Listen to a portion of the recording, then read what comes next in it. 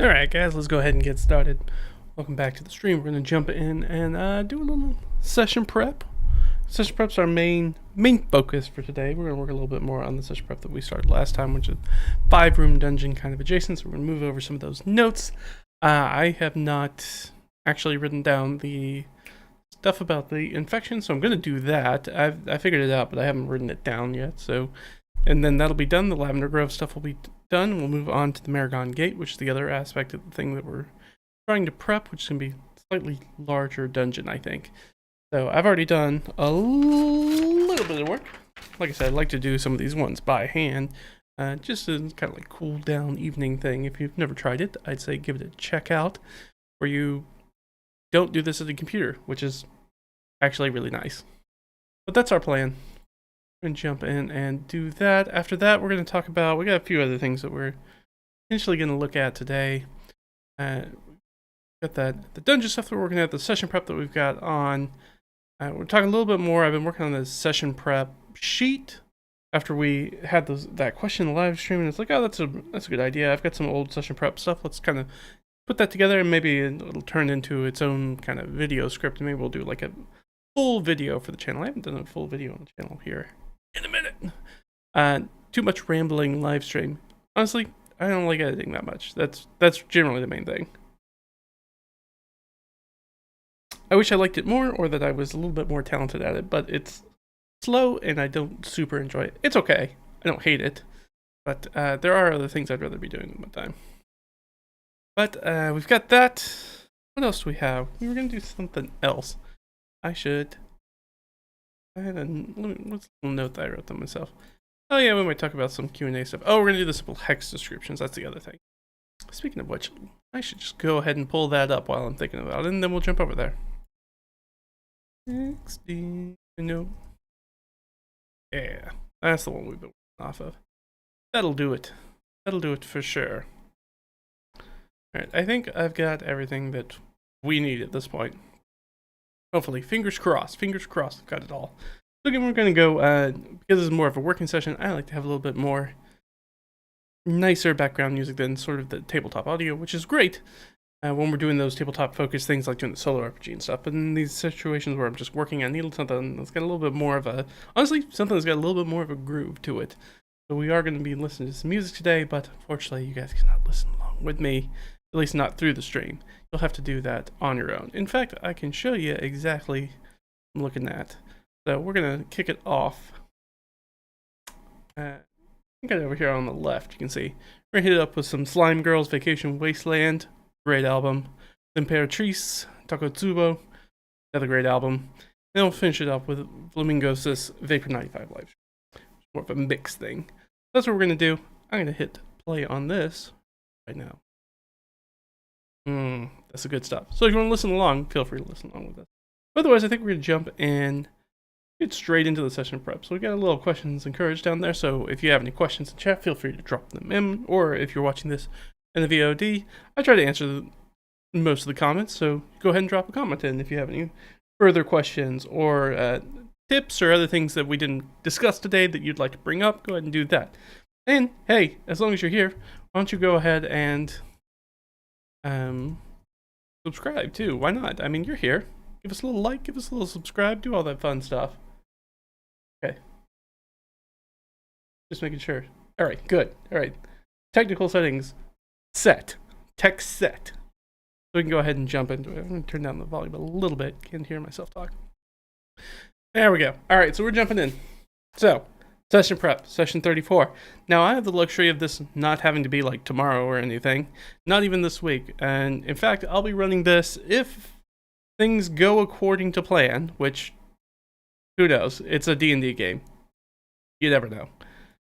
So, if things go according to plan, not this Friday, not next Friday, but May 8th is actually the next time I'll be running it. So, when we're talking about prep, talk about chunking it down, spacing it out, not procrastinating, waiting until the last minute. This is a very good example.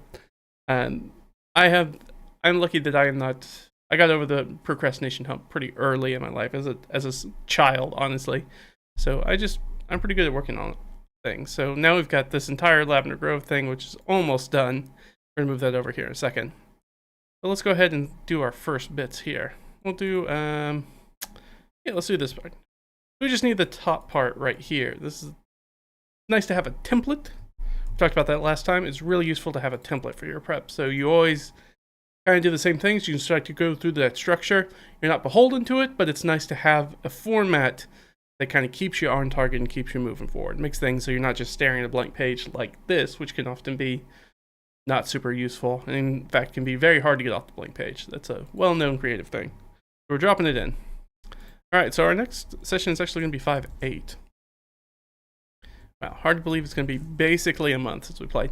We missed a Friday. That's one of the big ones. And then my friend's running something else, and then we had a thing kind of fall apart. Tis the nature of the game, trying to get adults all together to play at the same time.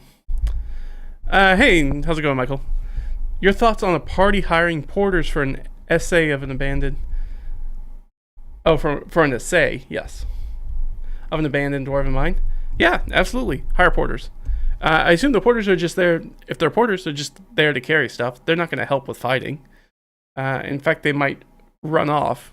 Yeah, no, absolutely. I love... This is one of the things I'm doing in the campaign that I'm running right now that we're prepping for, that I love to do, is get them to spend money on NPCs. Getting your players, especially in-game... We all know D&D has a very big money problem most of the time. So getting your players to spend money in-game on services, which is not a thing that at the end they have a goods. Like it's nice to have a bunch of healing potions, but at some point you don't want them walking around with a fistful of level 5 spell scrolls, or let's say a fistful of level 3 spell scrolls of fireball. And so any encounter they walk into, they might throw 9 fireballs at just because they can. Instead of having them use it on these services, which means that like once the service is completed, that money's gone and any value from it's gone. The porters, yeah, really good. I assume they'll be moving stuff, so I guess it would depend on what they're moving. But yeah, totally. As far as how I implement that, what's the easiest way to show you? Well, I have my handy dandy DM's binder right here, and we take a look at it. So I actually have a section in here specifically for goods and services that I use for a reference. Goods and services. A porter is what I would call unskilled labor for the most part. And so they make 2 silver a day. It kind of depends on which edition of D&D you're looking at as to the prices.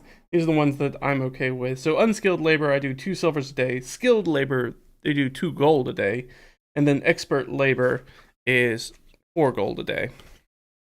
Now, to break that down, unskilled labor would be like a guy. Those are day workers.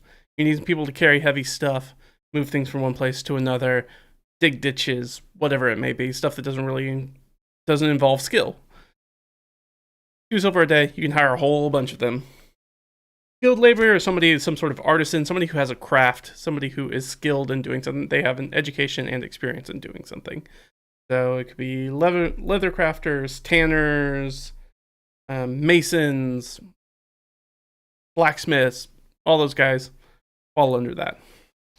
And then expert labor would be things that would fall under hiring things like solicitors, or somebody who has like educated, who is like a sage, and hiring a clerk, somebody who knows how to read and write and do those things, all that. And then in addition to that, I have some other things on here. It's like, hey, if it's hazard pay, which the porters I would assume would get hazard pay, that's double pay. If you're like, hey, we're going to take you into a potentially hazardous situation, it's double pay right up front.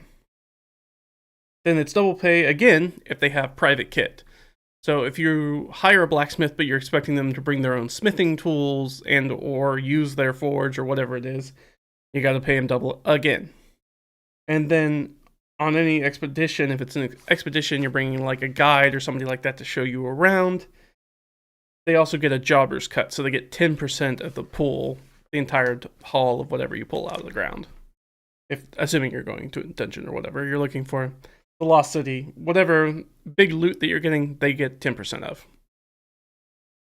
So in that unskilled labor, so if we were doing that with the porters who are going to an abandoned dwarven mine, I expect that they would want the unskilled labor. If they know that to be dangerous, if anybody knows there to be danger there, like goblins are known to be in there or whatever, you're going to have to pay them hazard pay, so that goes up to 4 silver a day per. They don't really have any private kit. They don't really need to bring anything with them. So nothing like that. But if you're there specifically because you're using them to like pull treasure out of an abandoned mine, at that point they're going to get jobber's cut too. So they get paid 4 silver a day, and then a 10%. If they have multiple forgers, they all get that 10%. They don't each get 10%. It's not if you hire 10 people, then you're not. That's all the percentage, and you're not going to get any money out of it. They all get to share that 10%, so it's worth hiring a lot of people off that take.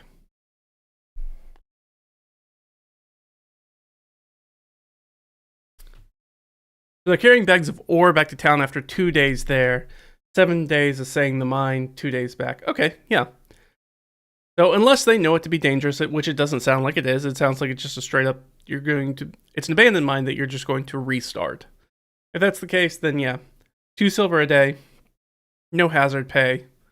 So that's 2 days there, 2 days back, that's 4, 7 days in total in the mine. You're going to have to pay them for being there. So that's 11 days. So 5.5 gold per, right?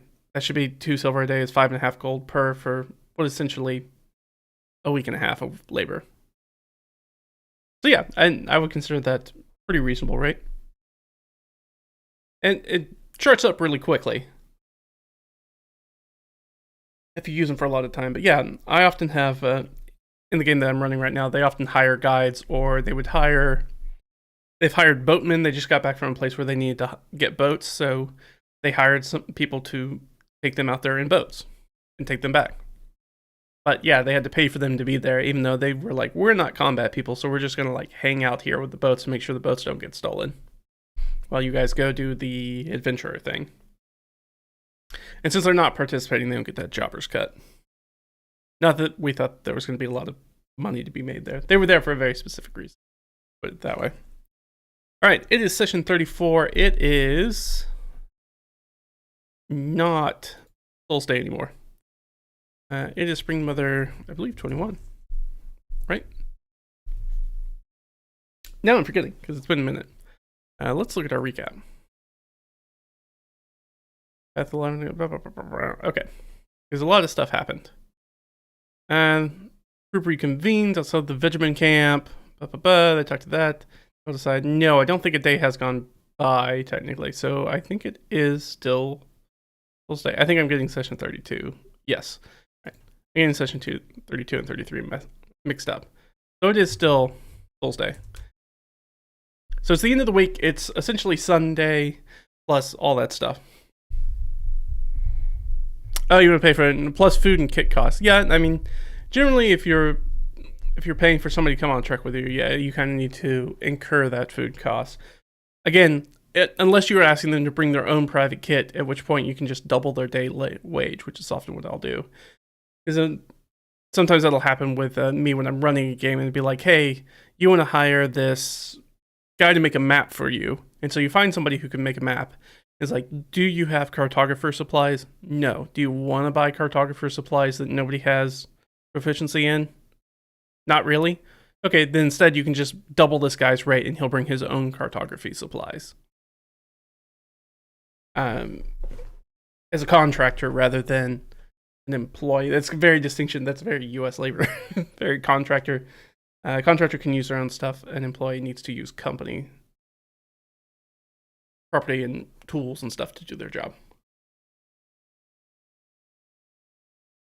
They are responsible for providing those things. As far as I know, everybody should be there. So none of this should change. It is the day of rest. Actually, they're no longer votes. No, I'm wrong again. I don't need to change that. It's still the same day. All right. However, we are going to need to update our weather. We're going to go from that to... So, those of you who have watched me do this before, the way I do weather is I usually make 2 rolls on my weather hex. Here, I'll throw you back to me so I can look this up because I didn't think to look it up. Usually do 2 rolls on it. My weather hex flower. Here we go. Here we go. Right back in it, baby. All right. So we're at. I'm gonna move this guy over. All right. So we are at number 2. So that's the hex in our little hex flyer that we're on. So we're right here. I'm gonna roll a d8.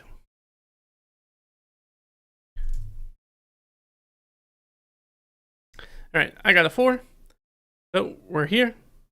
The 4 is 1, 2, 3, 4. So we go down to the left, bottom left. We go from 2 to 5. What is 5 down here? Average, breezy, foggy. Foggy/cloudy. Easily done. Back over here. It goes from clear.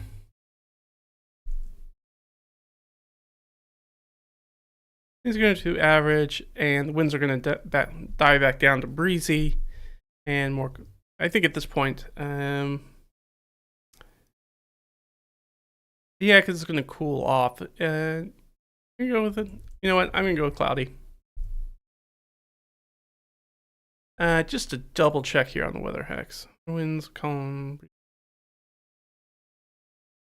Yeah, okay, so no difference there. So actually they're going to be coming out of things that, whether that impacts their ability to do things. Right now, the stormy winds give 3/4 cover versus non-AoE ranged attacks. So they're going to be coming out of that. They'll be happy about that because most of the party is ranged. So having those really strong winds makes them way less combat effective. Then it's going to go down to average, breezy, and cloudy. Perfect. Love it. Easy. All right, you got to go. All right. Take it easy. Hopefully it goes well, Michael. All right. Points of order and foreshadowing you forming up. So, here's where where are we going to pick up? So we got 2 different people. So we have King Amina. 3, continue deeper into the lavender grove. We'll say continue past the giant totem, deeper into the lavender grove. Meanwhile, Ash continues. Yeah, it continues. We'll say Ash continues to explore the underground passages beneath the Benjamin camp. Perfect. Stamina is pretty high. I know that these numbers are not right. Did I write it down? Maybe. Maybe not. I did not. Of course I didn't. That would be useful. So I need to know the stamina levels.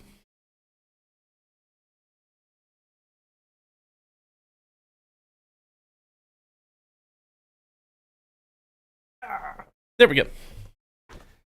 Alright, what's our stamina level at? I'm sure I've written it down in here. Or actually, whatever.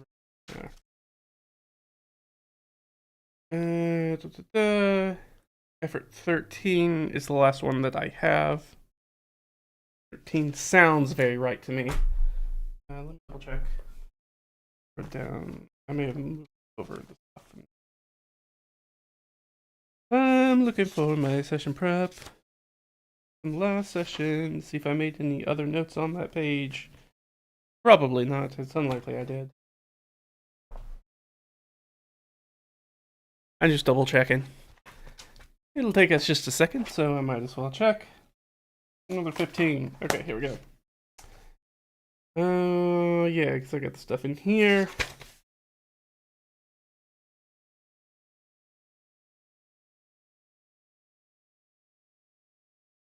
Nope. I sure didn't write it down. It's okay, I need this out anyways, because I need it for the rations check. But current stamina is sitting at 13, which is not great for specifically Swain. But Swain did not fail last time. He passed, so he's good. Caleb is going. He's down to 1. on his injury, and Zarnok, I think, is also down to 1. Lucky them. Lucky dogs. So we've been playing with lingering injuries. That's one of the things that I've been running for in this campaign. So in the process of doing that, anytime you get knocked to 0, you get knocked out, essentially, you will have a lingering injury that comes back. We have a roll for it, and what's happened. So Caleb's got an injury to his right thigh that's given him disadvantage on dexterity checks and saving throws. This is a meta thing that I've added in, because I want them to try to heal each other before they drop down to 0, and not do the very D&D 5e 2024 thing, which is you wait till somebody hits 0 and then you heal them. And be like, no, you guys actually don't want to go down to 0, because it actually makes life tougher on you. So, Zarnok is down. Zarnok's also down to 1 session. He is slowed because he's got a busted right ankle. So I do a spin down, which means like at the start of every session, they get to roll a die. If they roll a 1 on that die size gets smaller. Usually we start at a d6. So on a d6, at the beginning of the session, you roll a 1, you go, great, it goes down to 1d4. If you roll a 1 on that 1d4 in the next session, great, it goes down to 1. That means, which is where they are right now, hey, you have 1 more session of having to deal with this specific hindrance before you're resolved of it, and everything's back to normal. So this is the last session they will both have to deal with that, which is great. As far as the stamina system works somewhat similarly, the more things they try to do in a day, the more stamina, the DC for the stamina goes up, which they have to make Constitution saving throws against. Once they hit whatever their basically passive Constitution saving throw is. For Swain, that's a 12, so he's already actively making them. But for everybody else, it's a 14. So in this next session, they'll certainly hit that threshold. Once it goes above that, if they fail it, they take a level of exhaustion. Every scene or encounter they move into after that continues to ratchet up. Continue to fail, continue to get more levels of exhaustion. Things start to go badly for you. So if you try to cram too much stuff into one day, you can try to do it, but it's really tough. And you're going to have those lasting effects because you only heal 1 level of exhaustion per long rest. So it can very much be a death spiral. It would be unlikely that somebody would kill themselves doing that, but you could do it. But it's very unlikely. In fact, you'll get to the point where you just can't move before you can kill yourself, at which point you'll essentially be forced to rest. And then we have a ration check. Ooh, we did a ration check, and people are down on rations, I know that.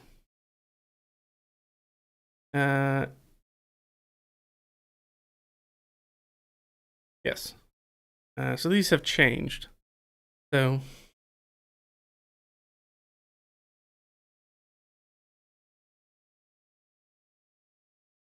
yeah, Ash and Swain. I have something slightly different in my notes. I have the Caleb's down to 0.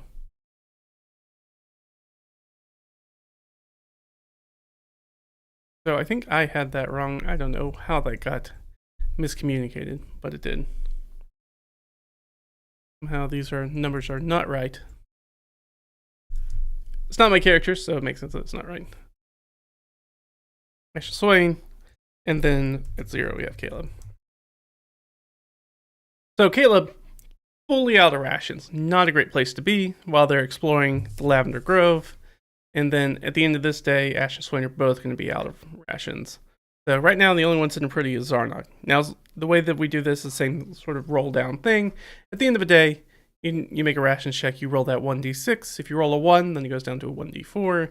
Rather than track like daily rations, because it's at least roll a die for it. That's kind of my thought about it. At least make it somewhat fun and a little bit harder to plan for. But Caleb is fully out. I should probably make this 0.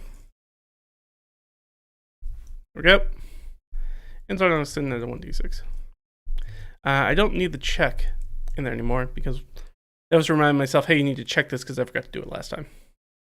In session 32 when they actually did sleep overnight. All right. And we don't need this specific. They've already had that conversation. Go ahead and put that.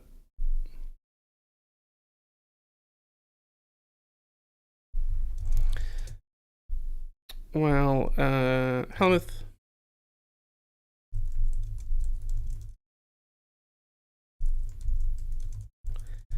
Continue blight treatment.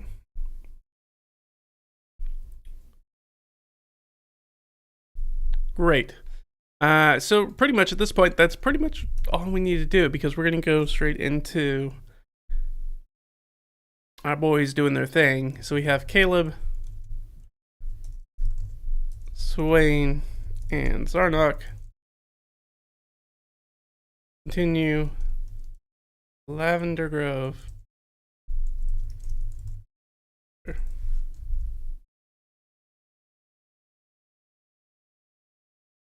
Let's see, APL02. That's what it is.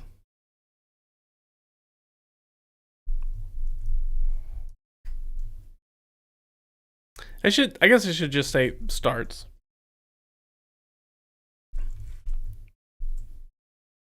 And we'll have Ash starts the APL 04 Aragon Gate adventure.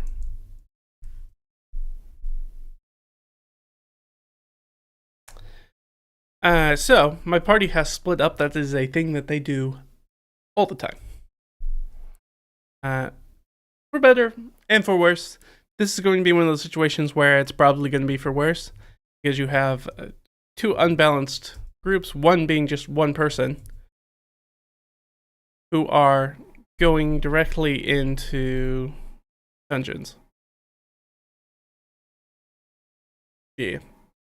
And that's pretty much it. That's all I need for this aspect, because usually anytime that we do one of these adventures, I actually break it out into a totally different sheet. That way it stays completely evolved from normal session prep, or what I'm trying to do, because previously I was not doing that. So you can see right here we have Continue Wise Halamus Mountain Exploration Adventure. That's all I need for this sheet. I'm like, oh right, I just need to go look at the actual adventure, because the adventure is its own contained thing. So that way I can save them for later. There's a little DM tip. I can save those for later, and I can always pull them out for a different group of adventurers. If I'm like, oh, I need something for them to do in a mountainous area, I can always go grab this Wise Halamus Mountain Adventure and drop it into mountains in any other game. Especially if you look down here, on session prep, I have the APLs on there. So that's the average party level. So Lavender Grove is tools for a level 2 party. The Maragon Gates, tooled for a level 4 party. My players, the entire party right now, is level 3. So they are right in between. Which means that the solo one, Ash, who has decided to go to the Maragon Gate, that's going to be tough for them. But it should mean that Caleb, Swain, and Zarnok should have no problem plowing through the APL 02 Lavender Grove. They're a little over-leveled for it. So it should be relatively easy for them. They also have a Mina. With Mina.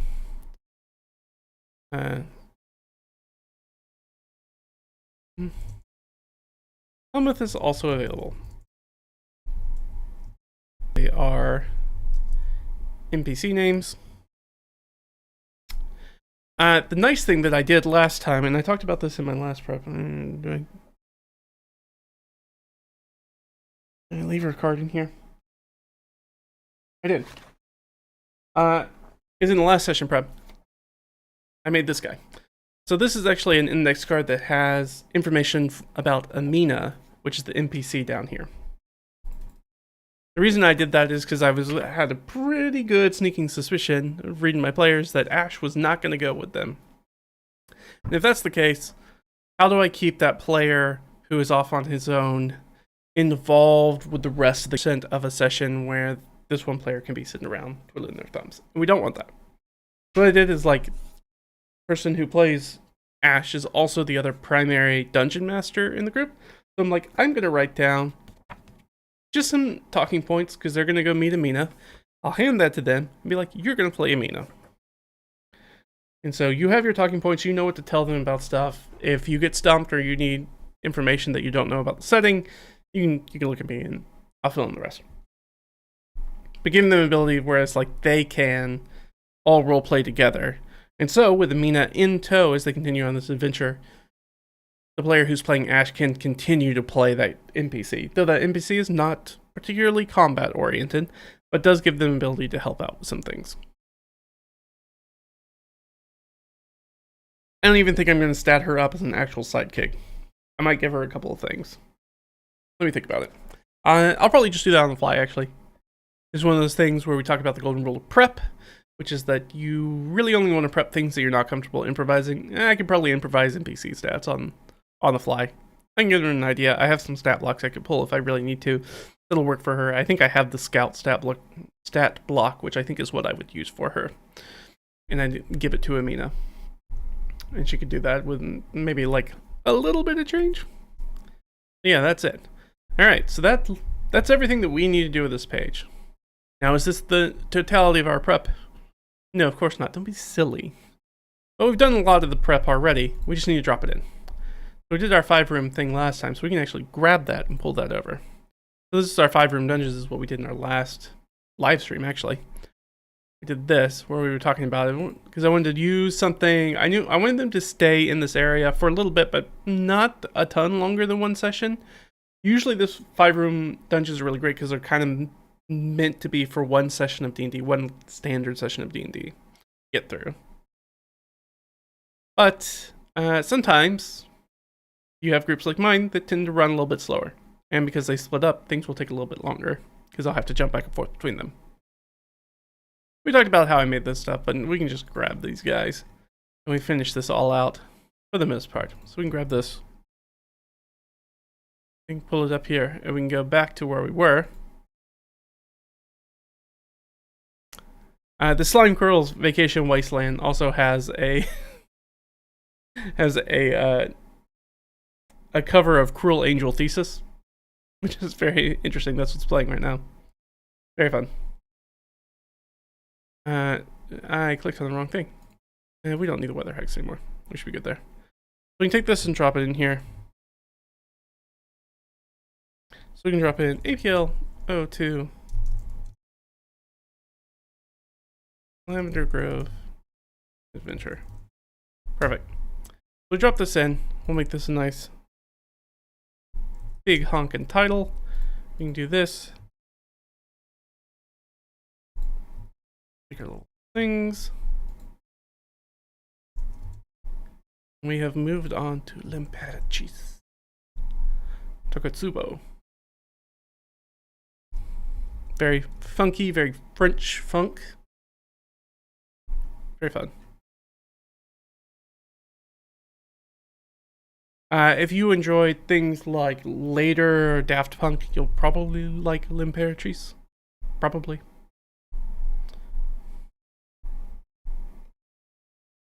They've got sort of that French funk. It's got a little bit of that sort of house influence, but not as much as something like Daft Punk does. Or Justice or anything like that. A little bit more on the funk side. Alright. I'm trying to think if there's anything. I would probably... Thing is, like, if I break this here onto the next page, I think it's going to push us to 3 pages, which is not terrible. I mean, but I'd rather avoid that. Putting out extra pages that's got a little bit in it. I bet we can get it this way. Got some of these extra spaces I put in before I made them titles.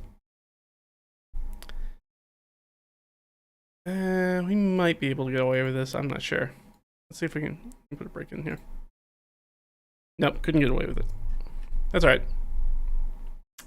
I try not to do things where I have to flip back and forth when I'm doing it. I try to put everything on one page, but sometimes it doesn't work out that well. That's alright. It won't be that big of a deal. Especially being an interior page. Actually, not as bad as it could be. Let's see. Anything else that we use?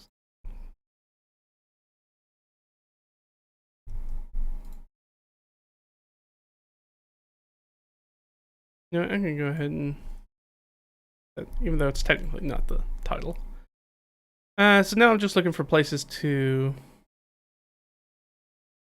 any big things I should bold for myself. I find that useful when I'm doing this prep kind of stuff, especially for adventures. Like, hey, you need to remember to really hone in on this. There's crocodiles. going in on those. Actually, we need to make this. We probably need to add the stat blocks, so we're going to go to another page anyways. That's all right. Okay, causeway. Save. The end take 2 damage. I should probably highlight that because I will probably forget about that. In the canoe. Boardwalk, huts, mass grave. Rooks. We've got the interrupt already. I'm gonna go ahead and put these guys in here. Because what are the things that we're going down here, the stat blocks we're gonna need. We're gonna need Vegemin. I'm going to put Blighted here. We're gonna need a Crocodile.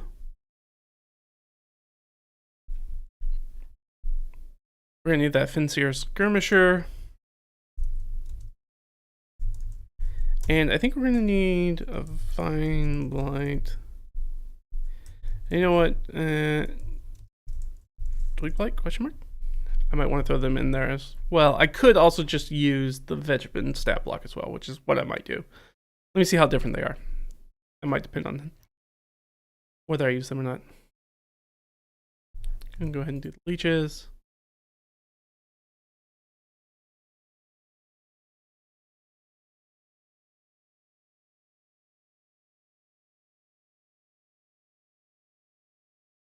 I shouldn't just spell this out. It's a large, make it stone fetish.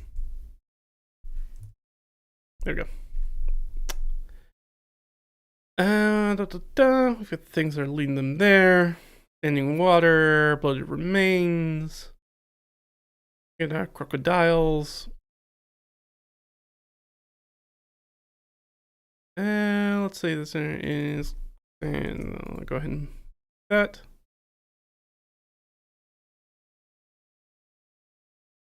This hangs over. I'm gonna put this in here because it's gonna give them. How dense do we want that? I think I'm just gonna keep it light.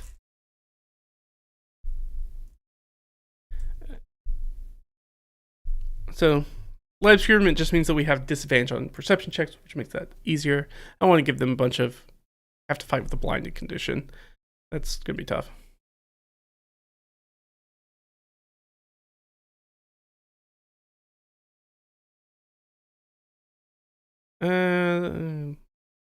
Broken open. There we go. We got the cricket box. We got the twig and vine blights. Blighted Vegepygmies. Alright, we already put that in there. Perfect. Done. Well, if I said it, then I should keep it. So then all we need to do for this part, to be done with this, is that we got to pull those stat blocks over. Now, I think I've already got a Blighted Vegemin. Or at least a Vegemin stat block. Did I not print that out? That would be silly of me. But would for sure be something that I would do.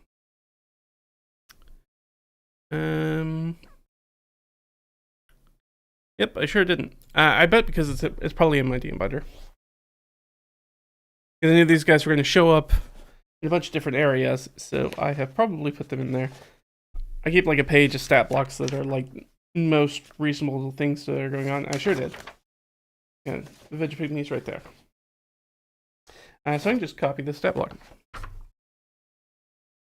And that's what I was saying is like, oh, if I need to grab the scout stat block and stuff, or I mean, I can just grab these guys. But we're gonna you can see my shorthand of writing these things out. So we've got our Vegemin.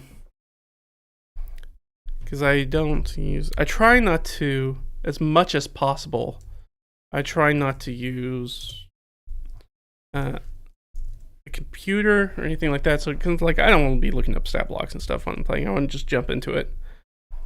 So -2 +2 +1 -2 +0 -2. I have perception, stealth. What else they got down here? They have resist, and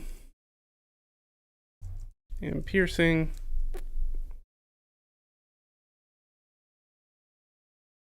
Yeah, the advantage in Flora means they have the same thing that elves get.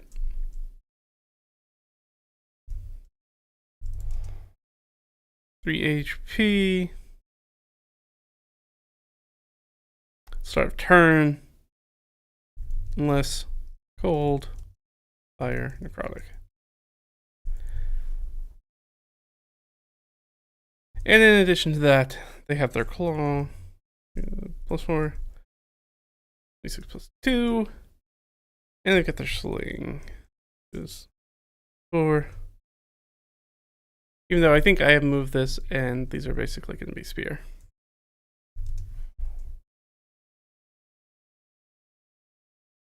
Not what we want to do. Boom. Done. So that's my super, super short, truncated stat block. Obviously, this is all going to be on the next page. We're going to go ahead and break that page. Hey, Emery.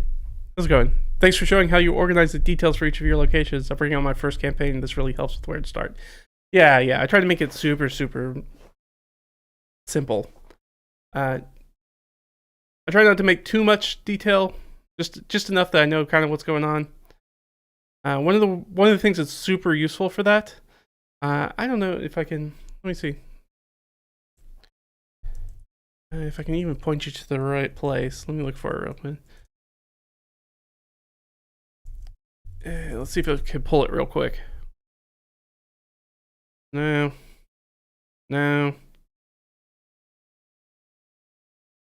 I thought I was going to be doing that.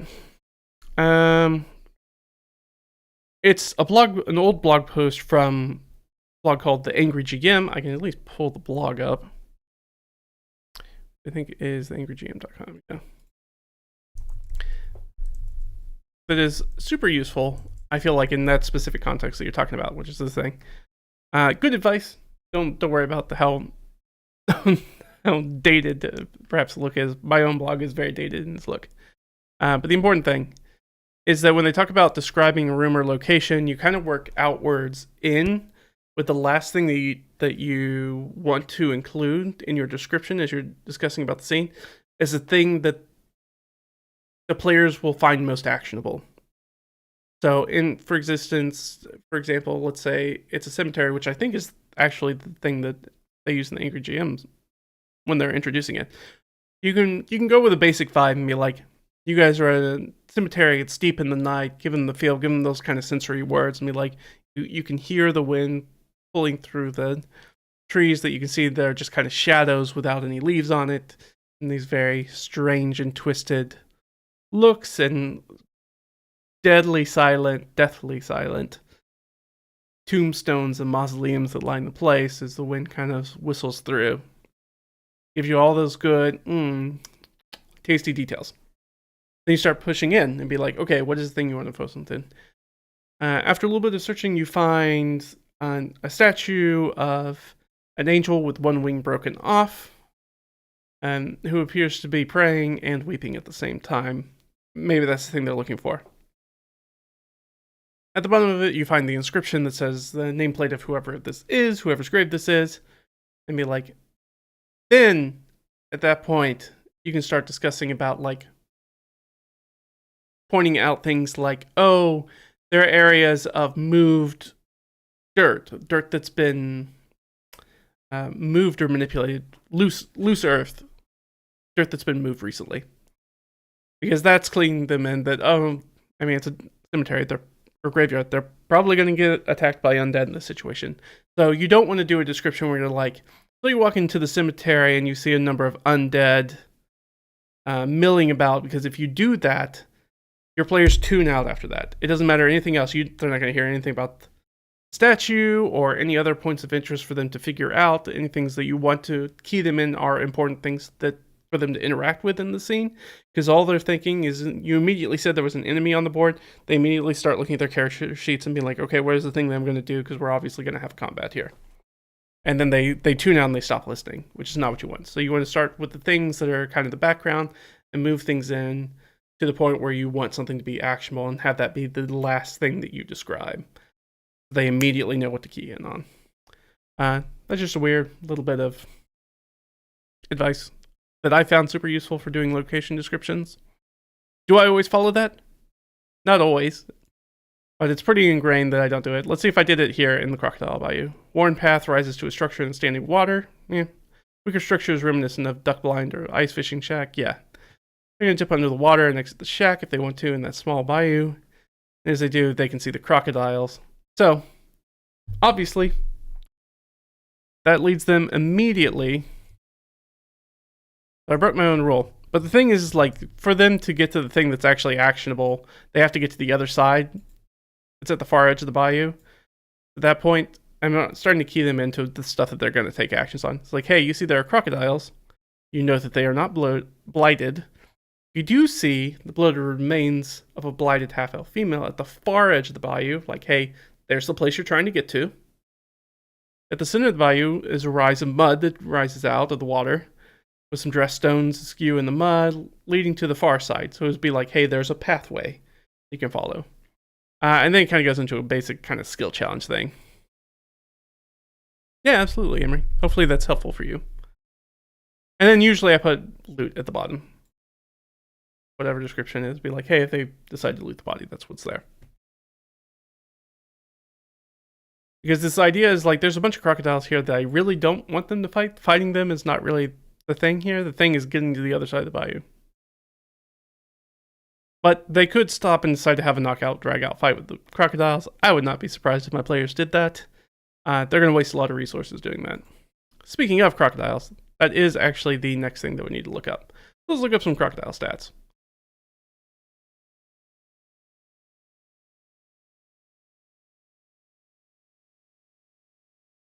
Get that music going. We need crocodiles. Not giant crocodile, just regular. Which are already large. Alright, so we can take this guy. I'm actually gonna pull this guy out so I can look at him at the same time I'm writing his stuff down. Crocodile. I just bold these guys. I can actually bold all these guys. And then I don't want him bold anymore, so he's gonna get a +2, a +0, a +1, a -4, +0, and a -3. For stats, I forgot to use AC. AC 12, HP 13. They don't have a ton of HP. Again, these guys are what, like CR 1.5? Yeah. So, I mean, they're not beefy. Again, this is supposed to be for a level 2 party. My party is level 3. So they're already a little jazzed up. But fighting with those things in the water is still a bad idea. Because they won't be able to walk in the deep part of the bayou. They'll have to swim. And if you're swimming, fighting's no good. You really don't want to fight. Luckily, we don't have anybody in the party who's wearing heavy armor, so they have dodged that bullet. Alright, they've got stealth as a skill. They don't speak any languages. The Vegemin, they speak Vegeminese. They don't speak a common language. Which has been kind of a sticking point in the recent sessions. They can't really talk to these guys very easily. Because, surprisingly, our druid does not have speak with plants. Speak with animals, yes. Speak with plants, no. So that's been unfortunate for them. Even though they just had a long rest, I think they can reset their stuff. They should have reset and gone. You know what? Not my character, not my problem. Whatever they do is whatever they do. I can just put it up here. So we can put 1 hour, hold breath. Super simple. We have a bite, obviously. +4, 1d8 +2. This grappled condition. And restrained. I don't need to write out the specifics for grappled and restrained because I am a smart boy, and that is absolutely in my DM's binder. In fact, condition stuff is on the very first page because you often need to look that stuff up, or at least I do. Hey, grappled, your speed is 0. Hey, restrained, your speed is 0. Attacks, and so I really actually don't need to put the grappled condition in there. You're just freaking restrained. Because your speed is also 0. Attacks and dex saves at disadvantage. Attackers have advantage to hit you. So, getting hit by these guys, and then they're going to use their movement speed to drag you underwater. They're going to death roll you. Fighting these guys is still a bad idea. They really shouldn't do that, especially because they only have one person who's kind of strong in the party. So, it'd be tough for them. So, still not a good idea to fight these guys. But that's it. So these stat blocks are nice and simple, really small. I try to make them as small as possible.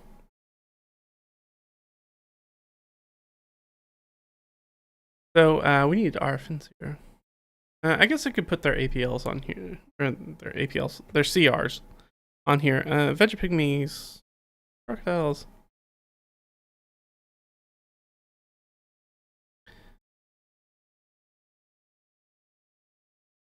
Not what I meant to do. Oh gosh. It's happening.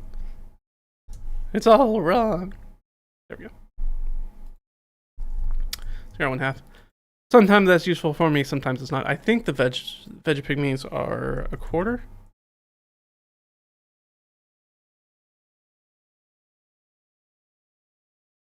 Always get lost where CR is. Yes, 1/4.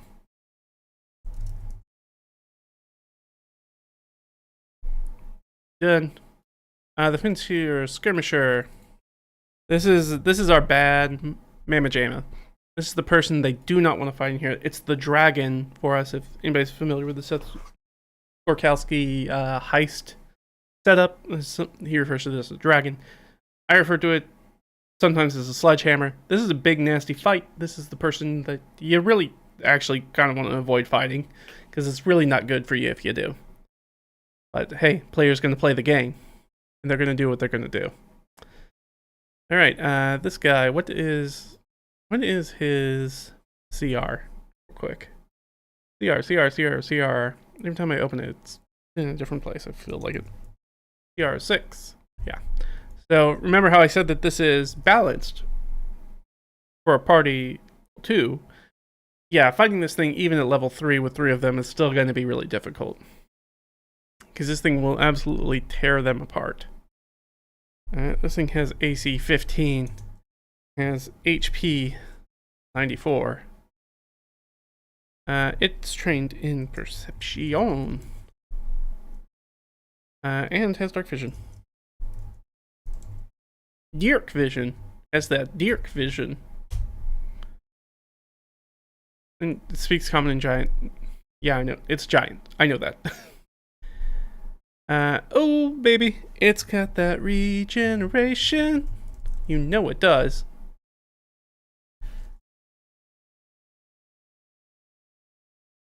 I said that I was going to edit this a little bit last time. So their regeneration typically works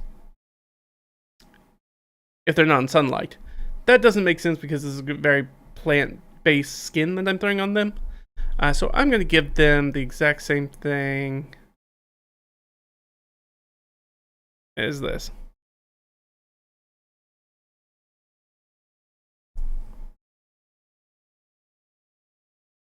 You know, I copied that stuff. I should use it instead of typing it out.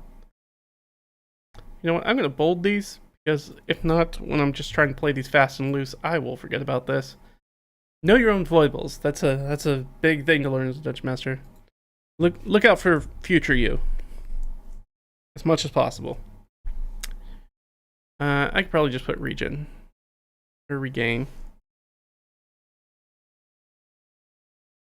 So yeah, this person, which is Lasha, don't want to fight Lasha. She is a giant who has lost her mind, and she is not going to be a good encounter. So we're going to get rid of the sunlight hypersensitivity, because we don't need that. That's not useful for us in this context. That's not for us. Yeah, they're not going to be petrified. So they're just not going to have that weakness.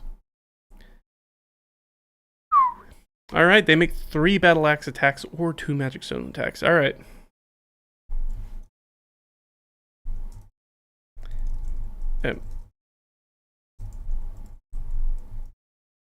Battle Axe. That's +7. 2d8 +4. Or 2d10 plus. I don't know why she wouldn't be using it two-handed. She doesn't have a shield.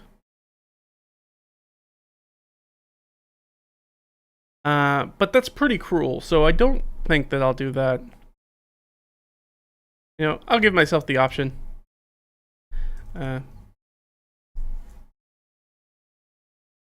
I probably won't do that because it's already going to be tough enough if they decide to wail on one of my PCs with this battle axe. They'll just straight up murk them. Which is not what I want, but here we are. Magic Zone. They get +5. Yeah, I should write down the range. 60 foot. +5. Ooh, the Magic Zone hurts even more. +2.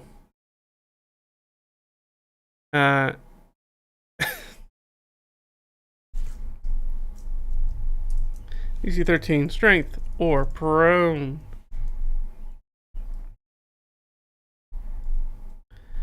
So yeah, just gets hit with that fastball special, getting knocked with a stone across the dome. Nobody in my party is huge or larger. So yeah, they all have to make this save. I don't even think, I mean, our druid is there, but I don't think our druid even has access to summon anything that's quite that large yet. I don't think they have access to anything that's that.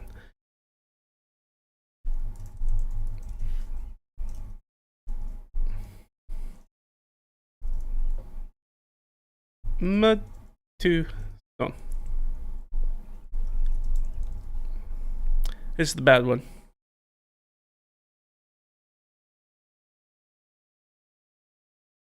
So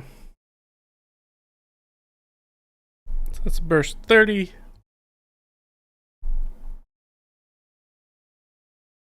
This flush is located at 30-foot rounds.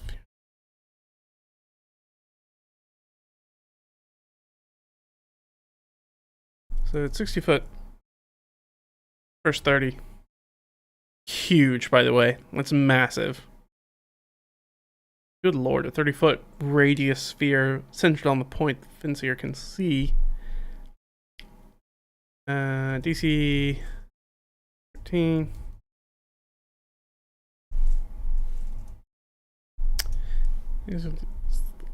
Or take 3d8. Bash instead of bludgeoning. Strained.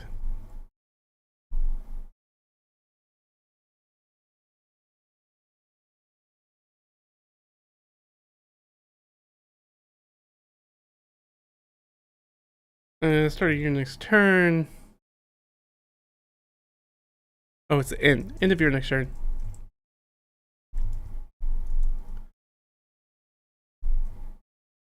Pete or 5 for 24 hours. Yeah, it's real bad. Again, don't want to fight this person. This is real bad. Actually, you know what? I'm gonna put the recharge down here. No, you know what? I can leave it at the end. I'll just bold it. Finish restraining interview next turn. Repeat save. We're petrified for 24 hours. Hachi machi, that's bad. That's real bad. So, we don't want that to happen, but it could happen. Again, like I said, this is not a battle they want to fight. And I'll try to, as the Dungeon Master or Game Master, it's in our best interest to try to telegraph that as much as possible. Be like, this is a really bad, really nasty creature. You can describe it. Sometimes it's helpful. You can describe it in-game, like diegetically, as in the narrative of your description and things. But sometimes it's worth it to go like above the table and be like, hey, guys, I just described the scene just to let you know this is a real bad monster. Like this is a toughie. Like you guys understand, like your characters understand that, because it's, if you guys make the mistake of getting a TPK because you decide to fight it thinking that it was an easy fight, that's on me, Dungeon Master. If I can clearly communicate that, hey, this is going to be a very, very difficult monster, and you still decide that you're going to have a knockout, drag out fight with it, and then you die, I did my part. Sorry, guys. You should have attacked it, and then at some point in round 1 or 2 been like, we should run. If you don't do that, there's only so much I can help you as a Dungeon Master or Game Master. At some point, you guys have to take care of yourself. Alright, let's do our Twig Blights. Our Twig Blights, they are CR 1/8. Dude, I guess I should have done them first. That's okay.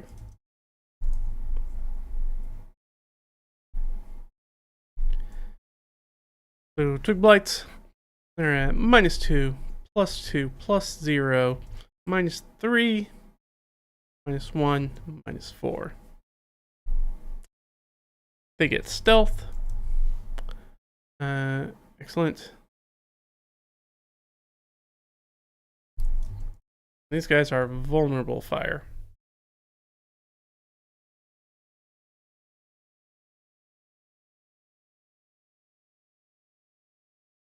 Actually, I can go ahead and be like, hey, which is good. We have a very fire-oriented player character in the group. So usually there's a lot of situations recently that they ran into where a lot of creatures, because they were fighting salamanders and steeders and things like that, that are just straight up immune to fire damage. Or heal from fire damage, which is also not great. And they felt a little frustrated. They felt like they were kind of useless there. I was like, well, if you decide to take only fire spells, sometimes you're going to run into fire creatures. But these guys will be vulnerable to fire, which will be very nice for him. Get a little payback. Alright, they, you know what, I'm going to put this on different side. They have blind sight.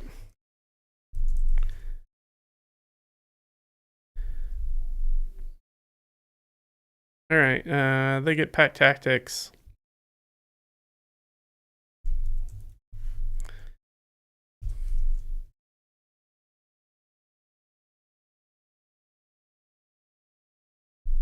And they get a little claw attack. And that's it. They are super easy. No. It helps if I put their AC and hit points on here. Actually, what I should do is put their vulnerability up there. Their pH is 7. HP. I promise I've done this before. Alright, vulnerable. See, I could put their vulnerable to fire up here, which sometimes I do. It does make that kind of jut out a bit.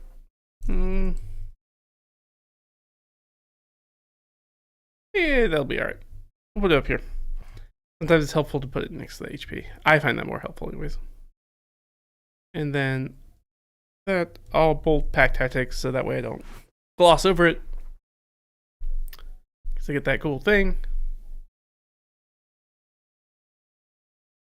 Done. So now we just need our vine blights.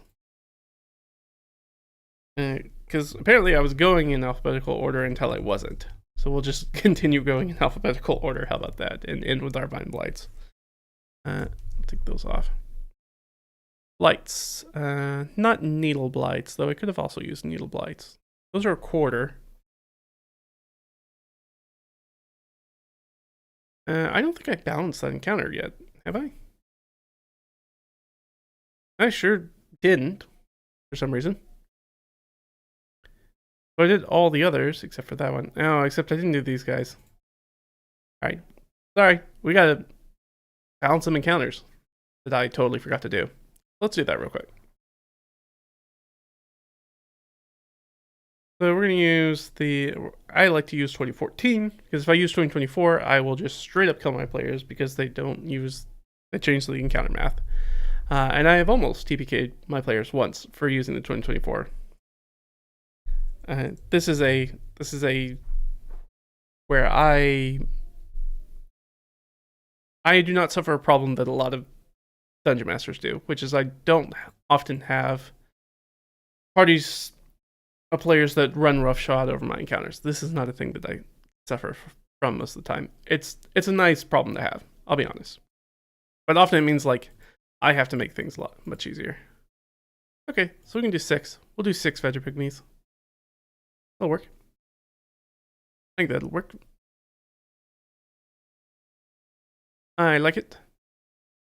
Again, this is another one that's like technically they don't have to fight these guys at all.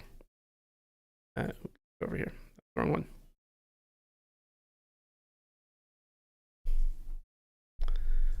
No, then you're not gonna do them. Okay. All right, so I know that they are up there. I've got my crocodiles. Those are all good. I already did those.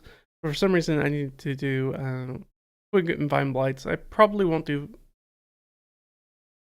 others again.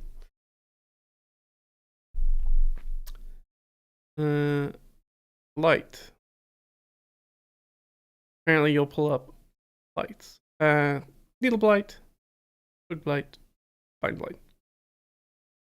I'm just gonna go ahead. You know what? I'm gonna take these down to 0. I think I can take it down to 0 without taking it out. Yeah. All right, cool. So 2 of these guys. We're not gonna do.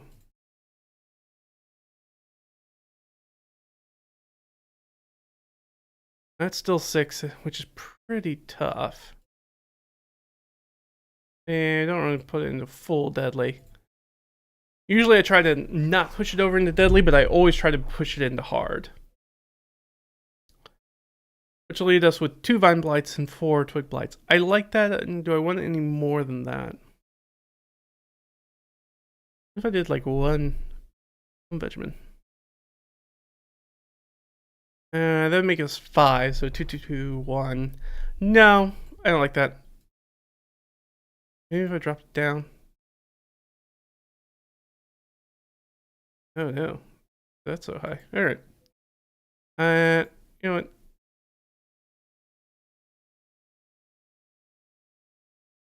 That's a big jump.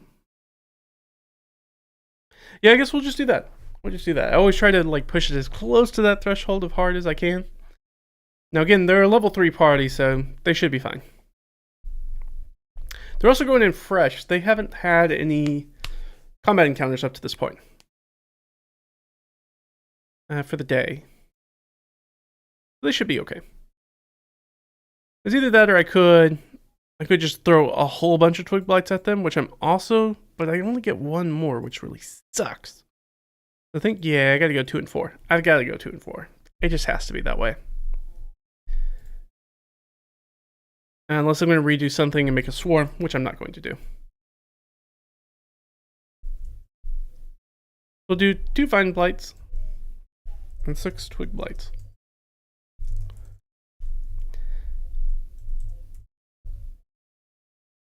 Should be easy enough.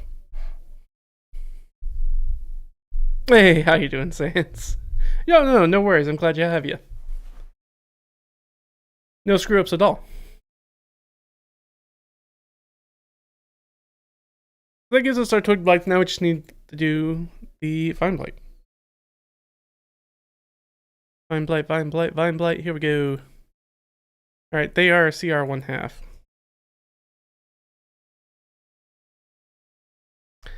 They have an AC of 12. And they've got HP of 19.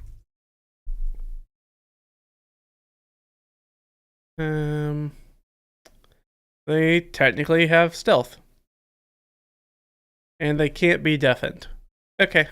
I don't think that'll probably come up. Honestly, so I probably won't write that down. And if I get it wrong, okay. If somebody tries to use some sort of thunder thing on them, I don't think anybody in my party has thunder. But we'll just deal with it. +4. We need +2.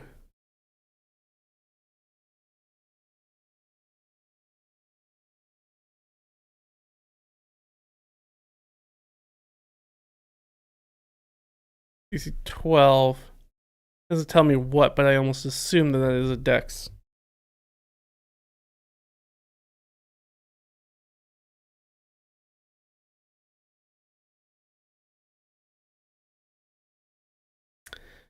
Start of your next turn.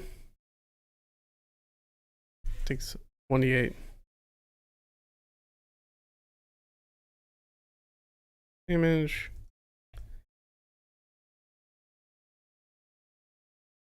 It's a Dex DC 12, Dex save. 12 to escape.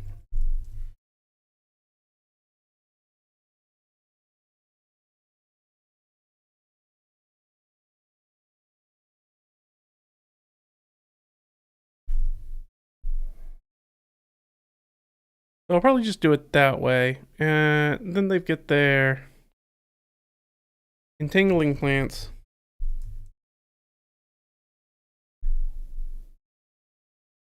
Which casts the entangle spell.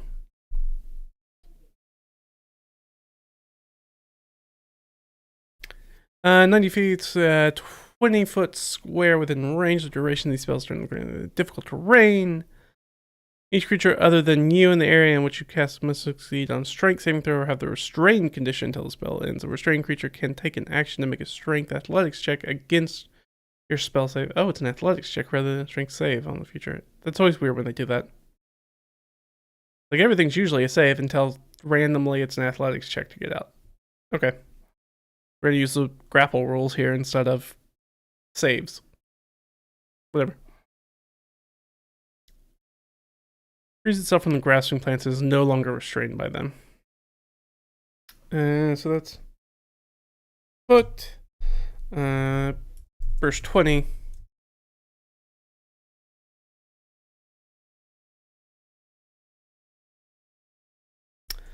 Oh, right. Which is actually first. I'll put it this way. So that's 20 feet, so that's 4x4.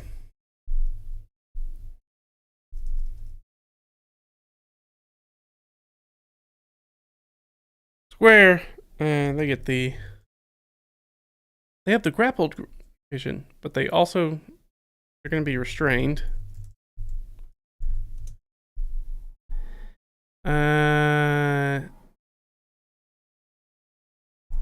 Unless strength. Until athletics check to escape.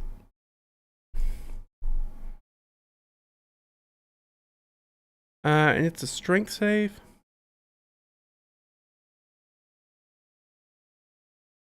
AC 12, right? Yeah, because it's the same as these guys. Yeah. AC 12. 90 feet. That's 4x4 square. Restrained until athletics check to escape. Bold this. Is it a concentration spell? That's a good question. Yeah.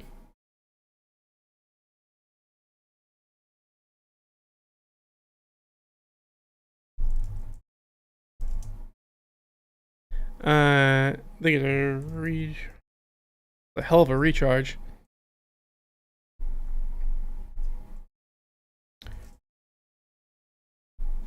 So get the recharge on the 5+, which is not good for our guys. Because we can hit him with that restraint, then we can hit him with that constricting vine, and then it's, ooh! So tasty. So tasty. And that's how you kill players. Player characters. Not players. Player characters. Whew. Don't kill your players. Kill their characters. You hit them with the restraint, then these guys roll up and start doing the constricting vines, which does auto damage, and then they can still thwack on them. Can't make constricting vines. Oh, not at all. Okay.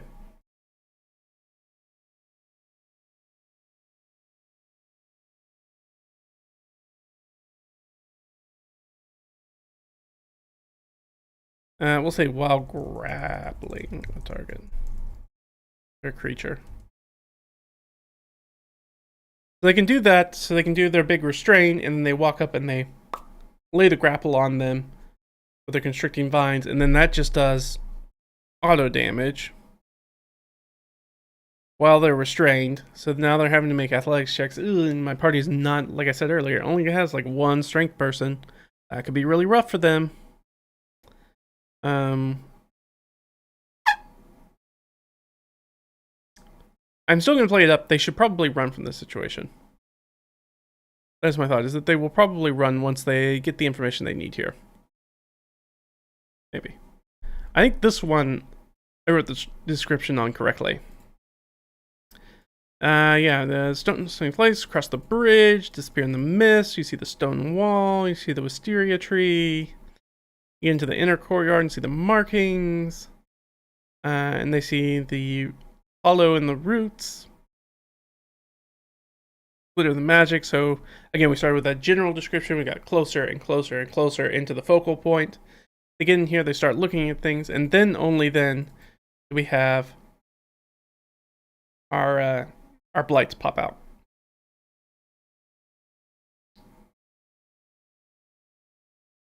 So perfect, yeah. So that time I actually did follow things correctly. Or correctly in that structure that I usually do. I want to focus them in, tell them everything that's going on before they get to the actual part, because they're going to stop listening once I start talking about how there's enemies on the field. As players be like that. I feel like I've gotten a lot better as a player that I don't do that as much anymore. I try to listen to the whole thing, but not always. I'm still not always good about it. I will start looking at my spells. Try to listen. I try to. You're fine. Glad you're good. What about me? I'm doing alright. It's okay. Everything's going pretty well. Just getting this knocked out, and we'll have our Lavender Grove done, and then we'll start. You know, I was going to do the other stuff today, but it seems like at the point we're at, assuming we have any more questions, which is great, I'd love to get derailed by the questions about session prep or DMing and all that good stuff. Love talking about that stuff. If I get distracted, we probably won't make it to the hex stuff. Say, Lovey, that is the way. But we can start knocking on the Maragon's Grove. I think the only thing that I don't have in here is that I'm not going to have the map for it. Just because there's not an easy way. I have not found an easy way to drop that in yet. But this is perfect. Just a nice, crisp 2 pages, front and back. Love it. For a 5-room dungeon. Really going to knock it out. Really great. I think that's everything we need. Oh, I've got to do... I need to put this up here. There's one little bit we have left. So I need to do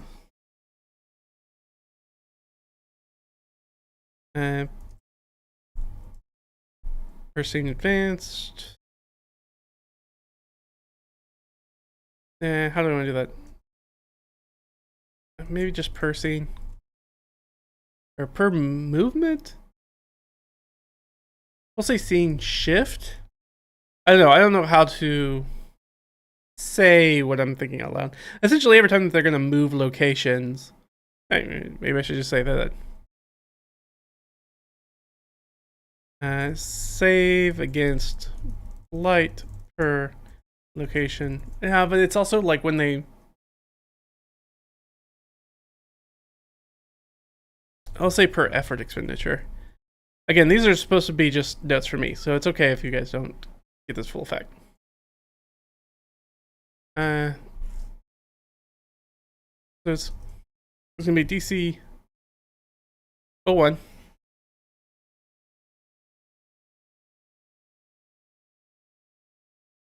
They're going to get advantage for mouth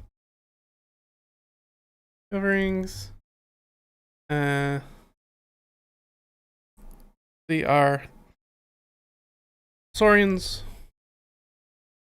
We'll say the DC is always 0-1 Saurians.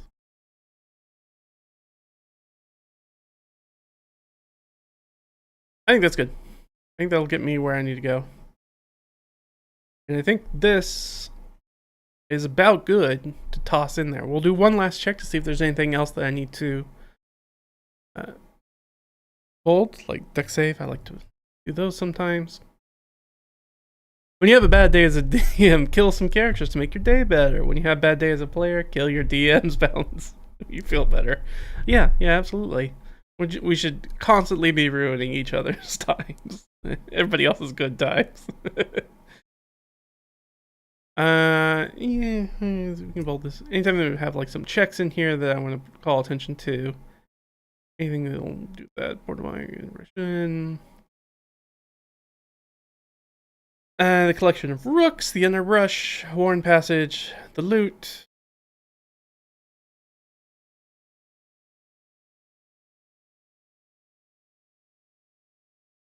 Because I'm not going to tell you what that is.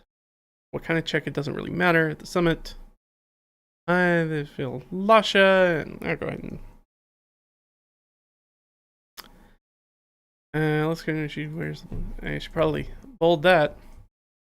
That is freaking important. Yeah, Lasha represents a deadly encounter for the PCs. Avoid fighting at all costs. Leave little notes for myself. Hey, don't fight her.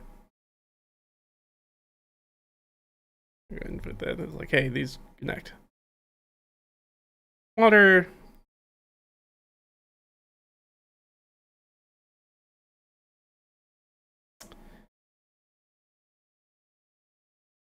I'll need to mention the wisteria tree.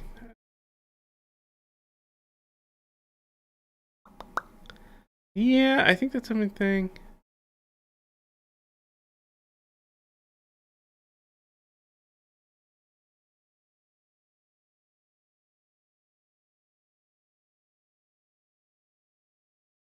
Yeah, I'm gonna go ahead and just bolt this just because I feel like I'll need to find that very quickly. It's cool because it gives them, this is actually a good way for them to exit, too. Is that if they're running away from the Mott with all the twig blights and they know that Lasha's coming because that's how that encounter potentially ends. If they don't already run, is that there is going to summon Lasha. There's a chance that Lasha's dead, but unlikely. Having a CR6 monster in there is going to be woohoo boy. But that way, if they're getting chased by these creatures, they can jump down under that stone and then cover it back over, and then they won't be able to find them. And they can zip out to pop out either at the Hillock Shack or Crocodile Bayou. Either one. If they just run straight, they're going to go back to the Crocodile Bayou anyways. But they'll definitely have these nasty, nasty bad monsters hot on their heels. But that should give us everything we need here. I am... APL02, the Lavender Grove Adventure. Done. Complete. Done. That is a significant portion of our prep. Again, I'm technically only prepping so much because two things. One, they've decided to split up the party and they both went to different adventuring sites that I haven't prepped. So I kind of have to prep those adventuring sites, assuming that they're not going to be going through the entire thing. They may or may not go through the entire Lavender Grove. They're kind of on a time crunch, so I would feel perfectly fine if they didn't do that. In fact, I'd want them to not go through the whole thing. But the further they go in, the more tasty the little treats are. They get all that fun information they're going to get. They're going to want. And now I've got to figure out not Zarnox stuff, Ash's stuff, because Ash decided to go into the Maragon Gate, which is an even more deadly place. And they're all by themselves. Oh, great. That's the adventure that I assume that the party will end up running through after they have finished with this refugee blight thing. They may decide to go back and kill it. They might not. They might figure out what else is going on there. They might not. Up to them. I don't know how they're going to deal with it. I just know that they need to deal with it. Infinite energy of the bad will build towards a bright future with that one. Only a small sacrifice. It surely won't end up with someone dead. Just the tiniest sacrifice. It's not even a big sacrifice. Not even a big deal. Come on, guys. Super easy. Alright, so I think this is an opportune time that I'm actually going to take a short break and get some more coffee. And then we will hop back in, and then we'll finish out the stream, because I think, yeah, I'll probably go from, I'll say, 45 minutes, maybe, additional ones. We'll see. We'll see how, basically until I get to a good stopping point.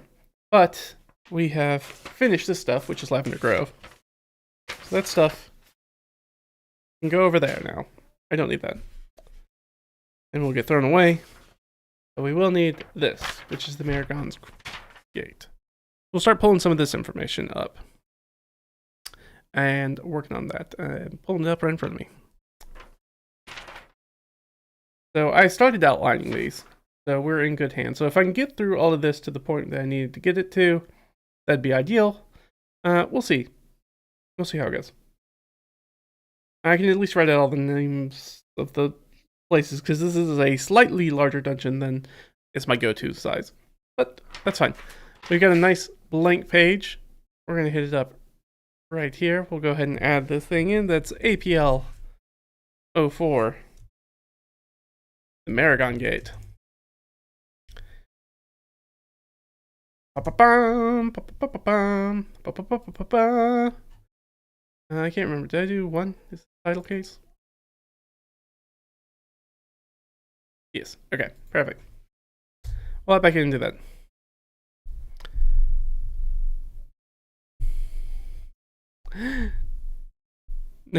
Experience going with that. Oh, it's fine. I have a question. In my new solo campaign, I made an overpowered NPC who has an army. My party is level 5 and the army is level 2 mostly. I believe the army is level 17 with insane stats. Oh, alright, so what's the question? How do you deal with that? Do I delay the event or have them be busy? So is the NPC, I assume, is a villain or an evil or something like that? I assume that they would be coming after the party. The party's level 5. Yeah, maybe they do like a little bit of guerrilla warfare kind of stuff. I could see that going. It's kind of a fun, knowing that they probably don't want to have an active engagement with specifically that level 17 army leader, but they should be able to take care of a number of those level 2 mooks that are making up the army, so they can kind of do some asymmetrical warfare. I do that. Or like maybe they get surprised by like scouting parties or stuff like that before like the full army shows up to them.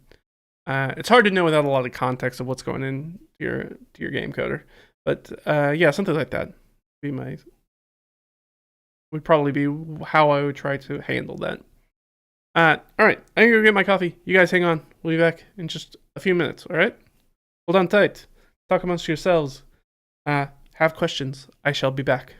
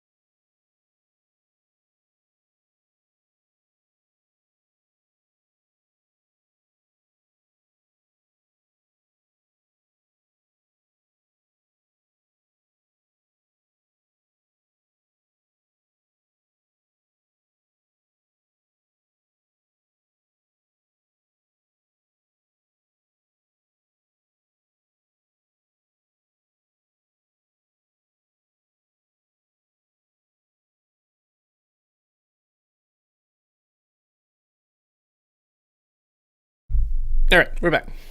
Yes, hi. My dog decided to come in and join us. For whatever reason. I'm sure until he looks out the window and probably gets upset, and then I'll probably have to remove him from the situation. Yeah, Coder. Yeah, very bad outcast noble with an agenda and is threatening the party's town and safety of the local. Yeah. So yeah, it could be a lot of like, do you try to get people out of that place where they're in danger? Do you try to, I guess it depends on whatever your outcast noble's goal is they've become kind of a robber baron, and how you get them out of that situation. You might want to remove the people, you can kind of run it, if you want to run it, campaign into a mode where it's a little bit like Robin Hood, Sherwood Forest style, where they like hang out in the woods and they then maybe attack those forces, steal the money, do all that kind of classic adventure-y kind of archetype stuff. I took over an old prison in a deserted area that was legal branch from a major city, but has been abandoned because the world is currently in upheaval. Oh yeah, classic robber baron. Yeah.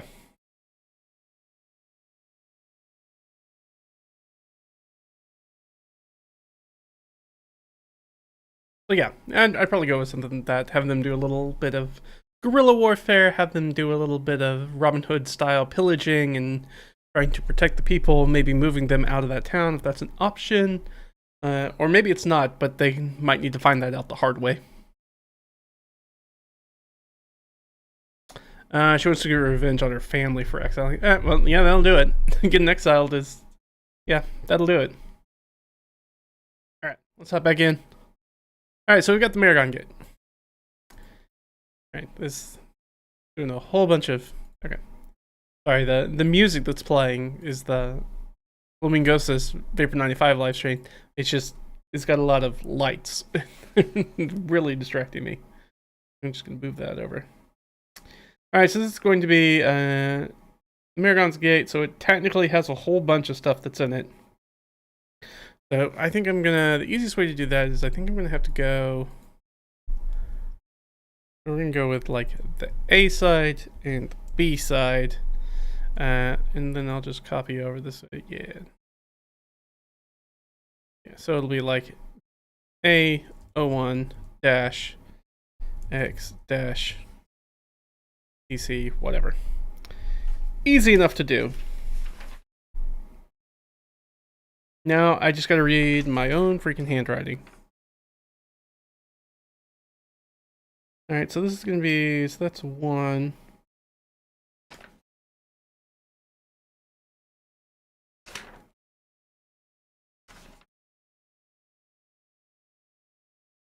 Yeah, so this is gonna be the flooded jail. And I don't think I've done have I done a DC for this guy yet? I think you can copy over this will just be easier if I just copy over the stuff that I've already got. DC 11. Alright, so it's a chamber and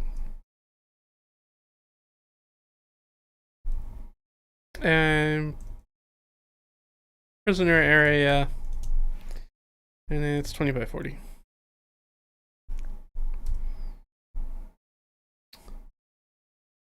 There is a massive skeletal statue. I'll go with those.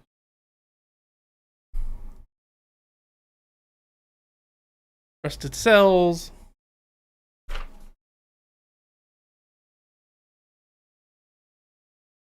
We have a massive skeleton statue. What's going on with the skeleton statue? He's holding on to stuff, right?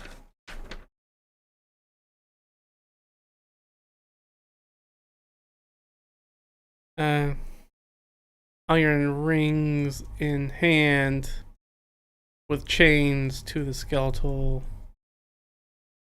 remains of long dead prisoners. Done it. And we've got some Sahagwin.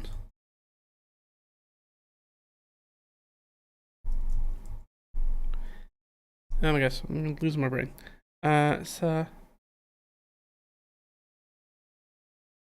There we go. Guards, cleaning fish. One of the things that they'll notice, they'll have to figure that out later. There's a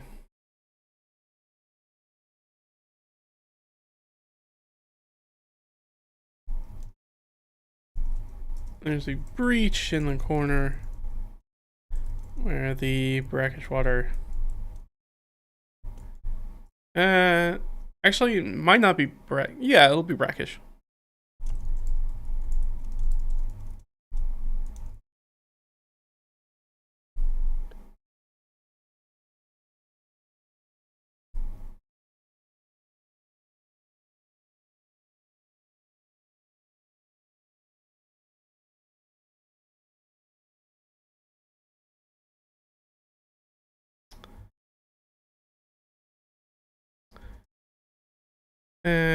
Now I'm just trying to remember the format. I should have copied something.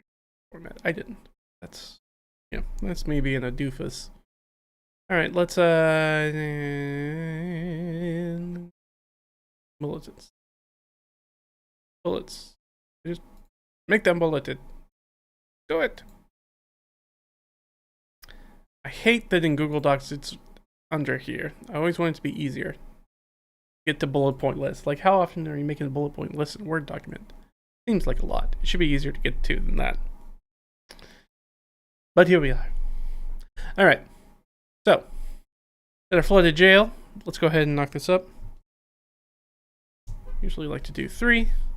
Just close it for right now. Go ahead and put a little boop on that. There's some loot in here.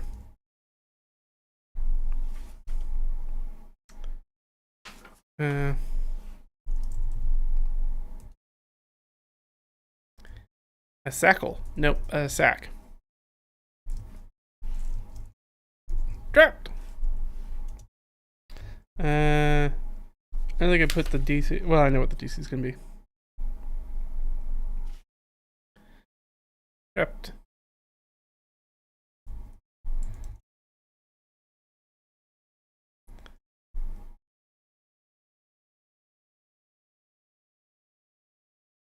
That.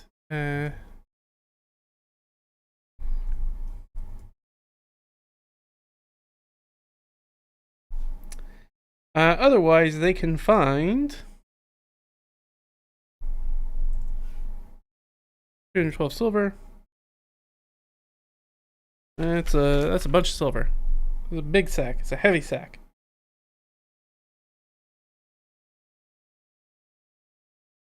Man, trying to read my handwriting is the tough part. 1 snoot of.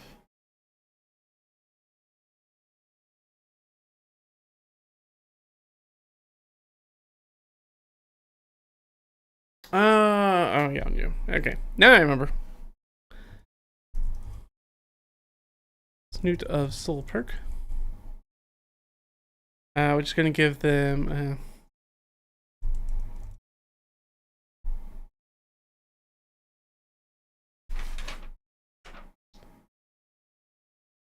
And directions.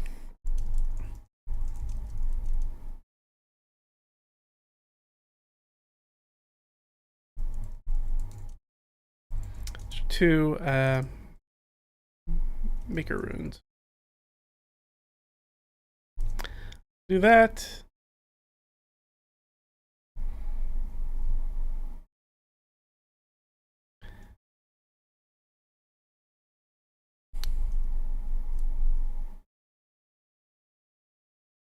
So I came up with a custom item for this, which was our soul perk.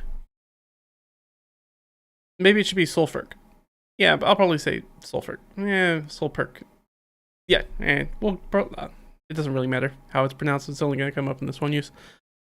Soul perk is essentially you take a bump of this, you get a little, woo, and you can immediately spend one of your hit dice as temporary hit points to create temporary hit points for your character. I just wanted something. I rolled narcotics for the thing they found, so this is what they find. Is it useful? Yes. Does it come with a drawback? Yeah, I mean, you lose a hit die. But it does give you the ability to have it as temporary hit points. But of course, those go away if you rest. You notice up here that I put A for O1, so this is the first area, but it's A first area. That's because this is actually technically 2 dungeons that are going to be interlocked with each other. So there's going to be an A dungeon and a B dungeon that they can go past through. There's one way to get from one to the other. Which, I think my guy's going to be coming up across real soon. Well, yeah, because of the way that I laid out. Yes. Yes, he will. Or they will. Alright. Now we have AO2.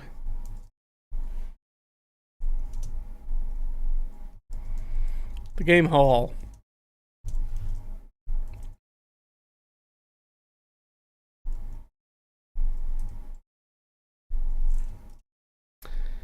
So, 40 by 10.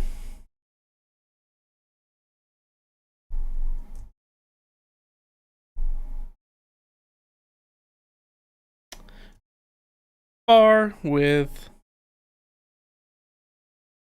gambling games.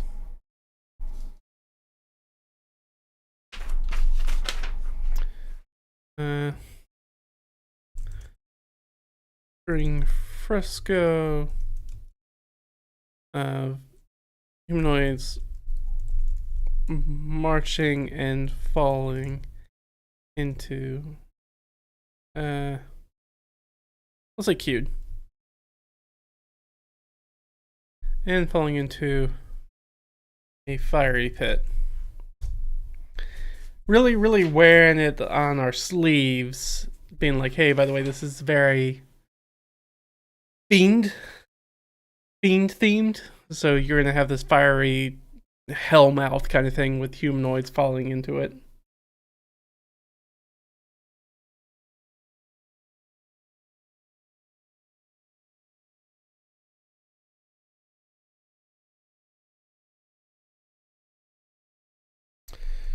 To angry fiend.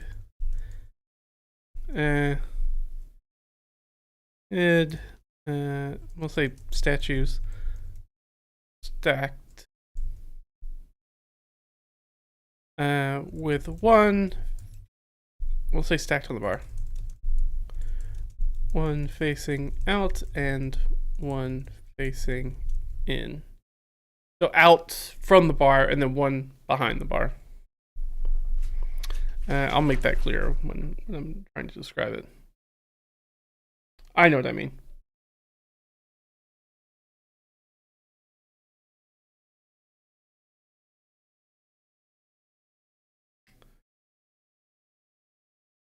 All right, so if they, this is actually a trap.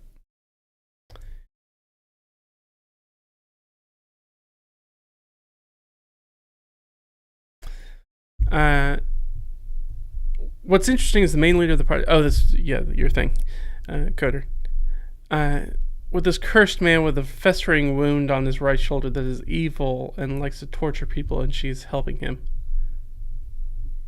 Oh, that's the leader of your party?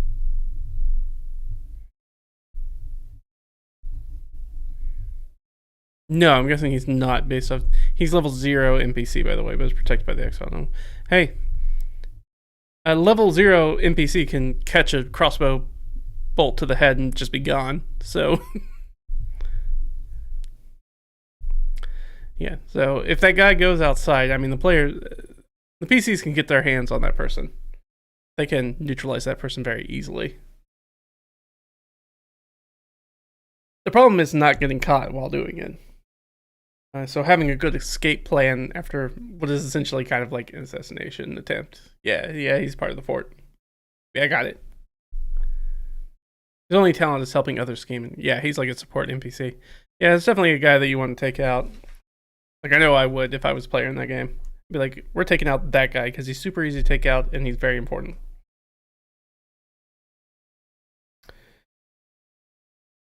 All right, one respect.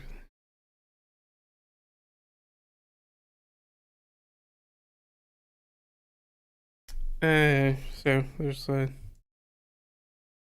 crown on the heads. Feels they connect to a small pocket dimension. Attempting put hand in the facing in head cast banishment. This is a fun one. So there's like two heads. I'm not really explaining it very well. So there are two heads that are stacked on top of each other. One faces out at the bar. So if you were a patron sitting at the bar, it would be facing you. And has a mouth open. You can put stuff in it. Pretty easy to assume. And then the reverse head that sits under it is faced to the back of the bar.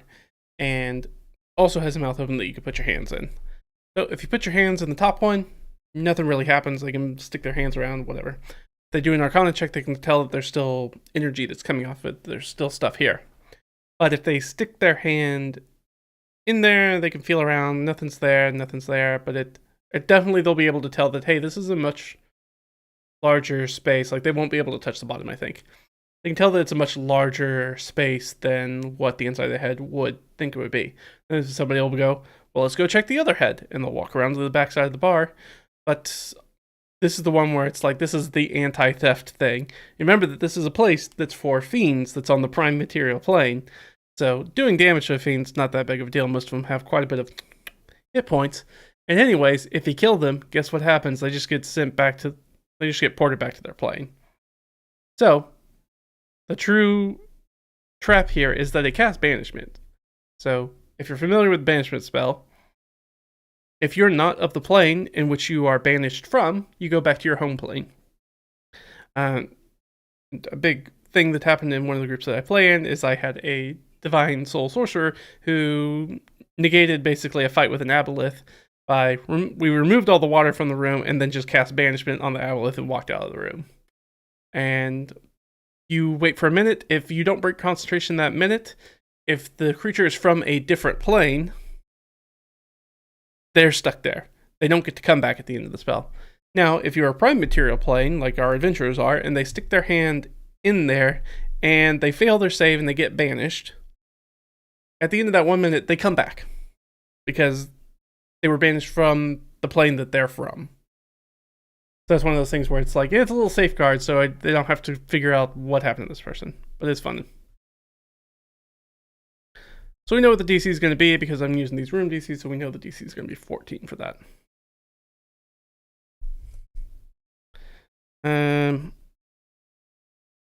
Also inside,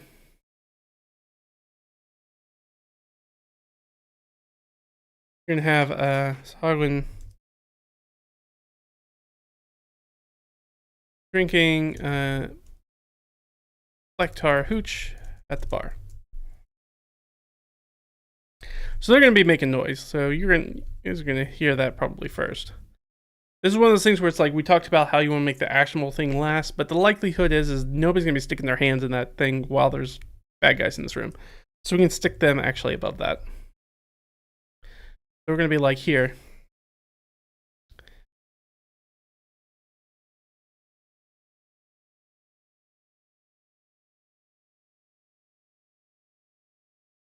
And I could leave them a little note for myself. And there's the sounds of talking the Hogwin, which they're not going to know the language of. They'll be like, this is language you don't know. You have to go figure that out. Why has it knocked all this stuff down? Couldn't tell you. Formatting's real weird sometimes. We'll have our Sahagwin here.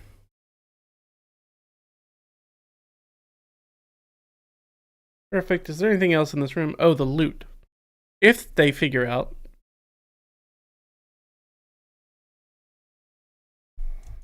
how to actually put their hands in there, they'll get a silk handkerchief. Yeah, here. Get a silk handkerchief, an old brass pin, a key, and I'm just putting a question mark on this. 2. Because I haven't decided where that key is going to go to. I like to do that when I'm making stuff. It'd be like, they find a key, or they find like a key card, or access to a password. They find something. No idea what it goes to yet. I'm still making up the dungeon. At some point, there's going to be probably a chest that has something in it, or a door they need to get into.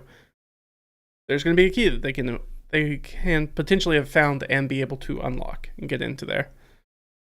And if they don't find it, well, you know, they can figure out how to get into that room or box in a different way.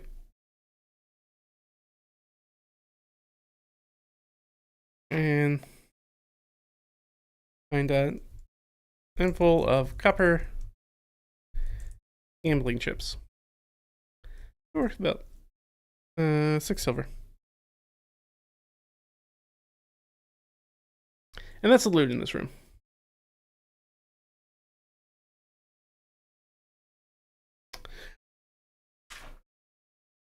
And then actually I have a 3. I started on this, but this is as far as I got. We'll say, we'll call it Cantina. And it's super low DC with the 7 there. And that is a 60 by 60 room, so it's a very large room.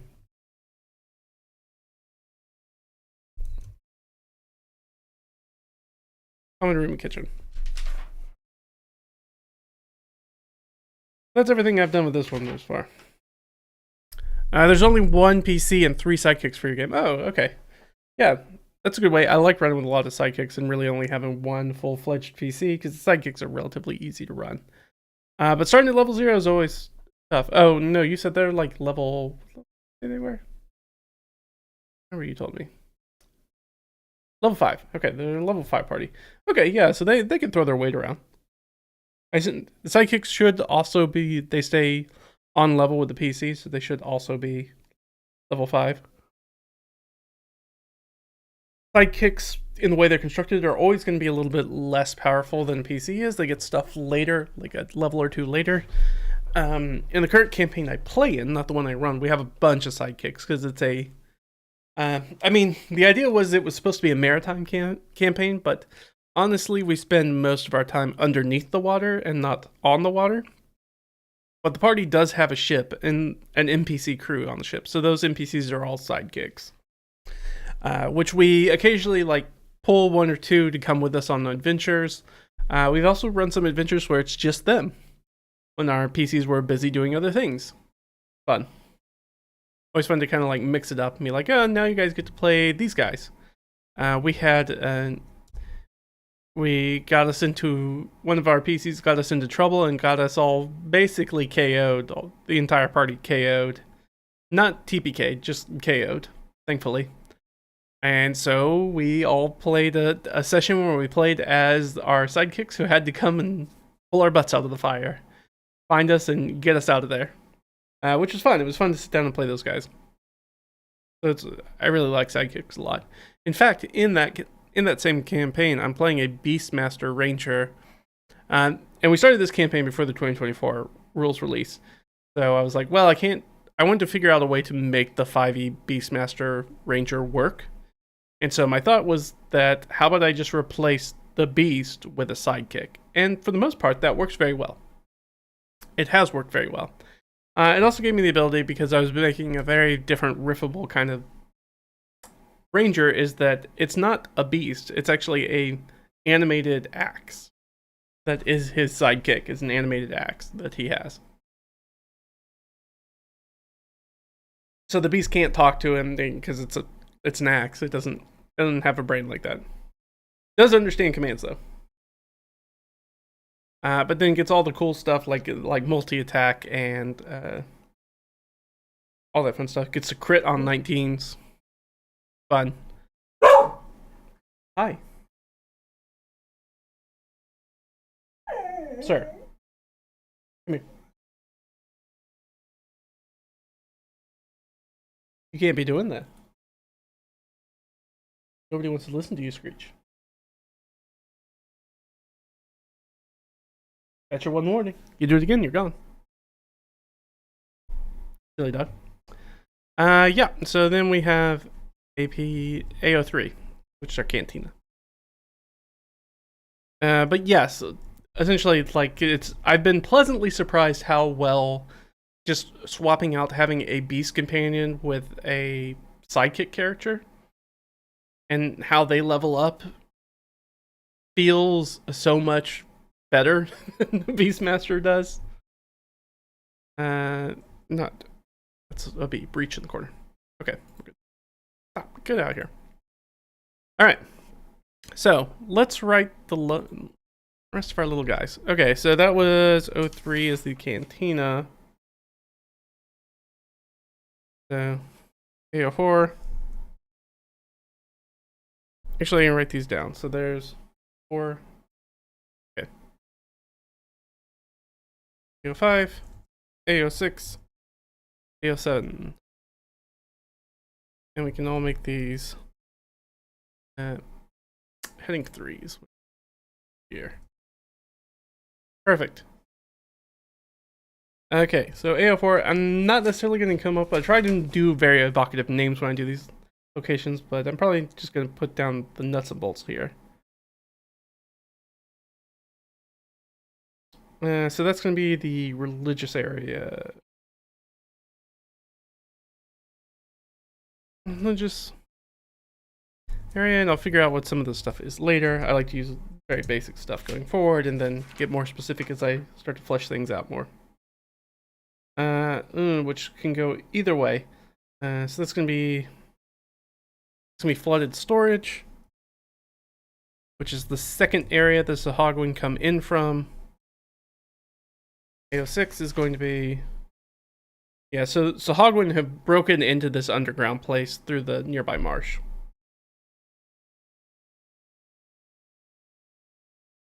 This can be our knowledge area.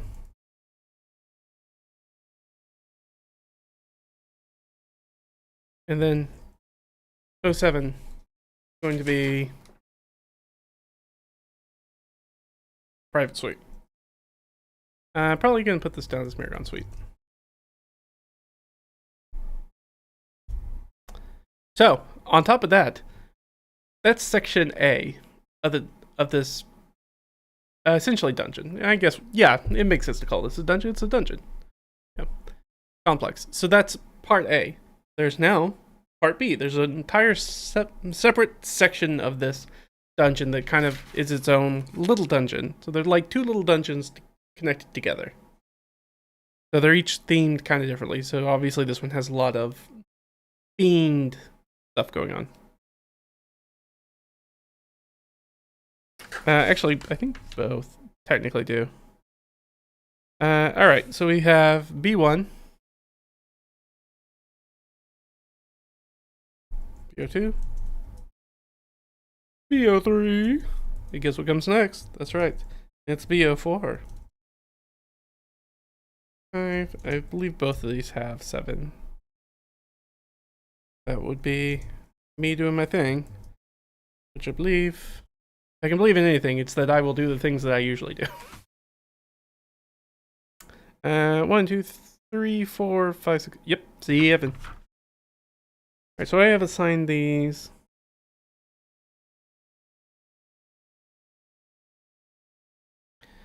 Gonna be the other private.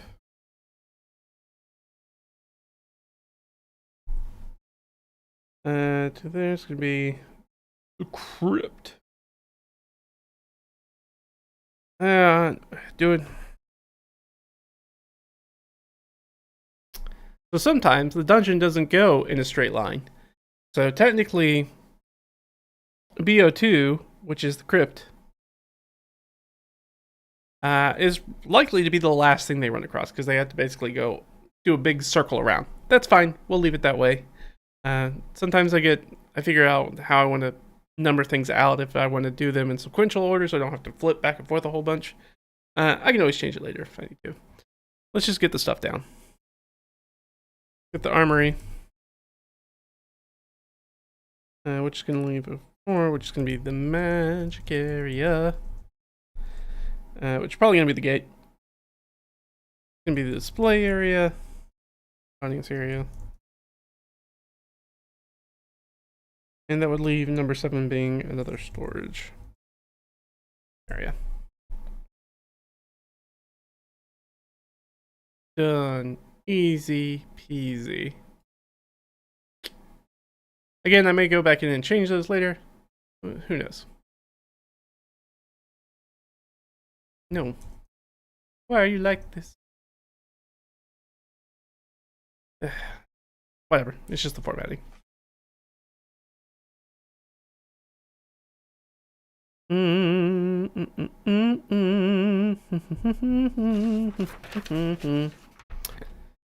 Alright.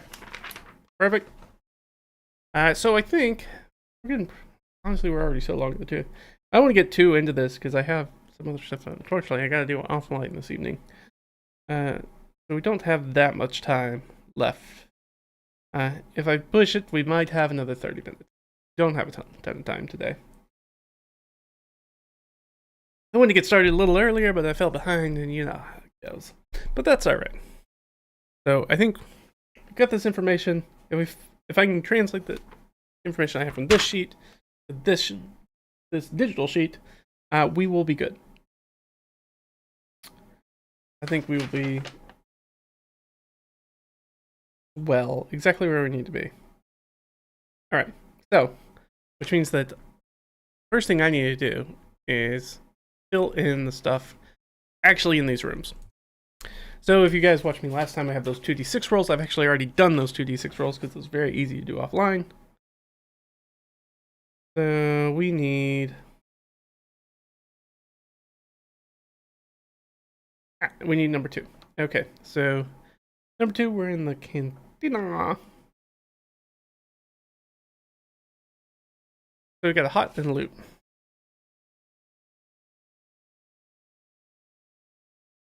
So hot, for those of you who have not been with us that long, hey, by the way, like it, subscribe it, do all those things, make sure to ask questions, all that fun stuff. Stay with when we go through that.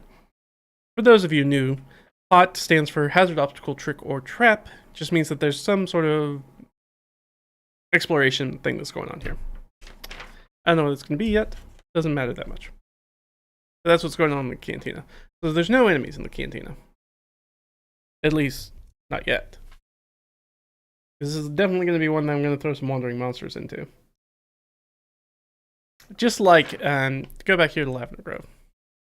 This, I would basically use the same bit of people down here for potential wandering encounters they could run across.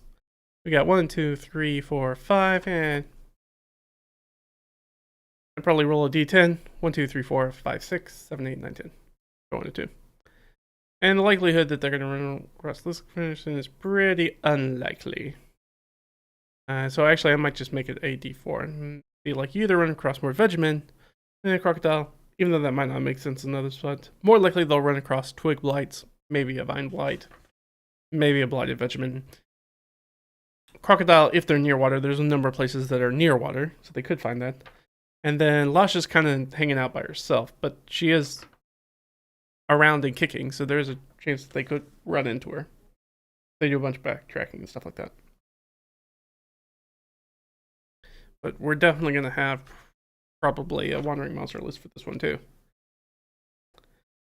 Alright, the religious area ain't got nothing but a hot in it, baby. Nothing but a hot thing. Easy. Done. Give me storage. Jump down to the storage area. Hot, creature, and loot. We got hot, creature,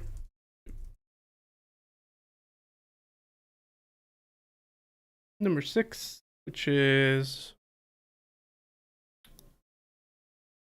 knowledge area. Hot and loot X2, baby.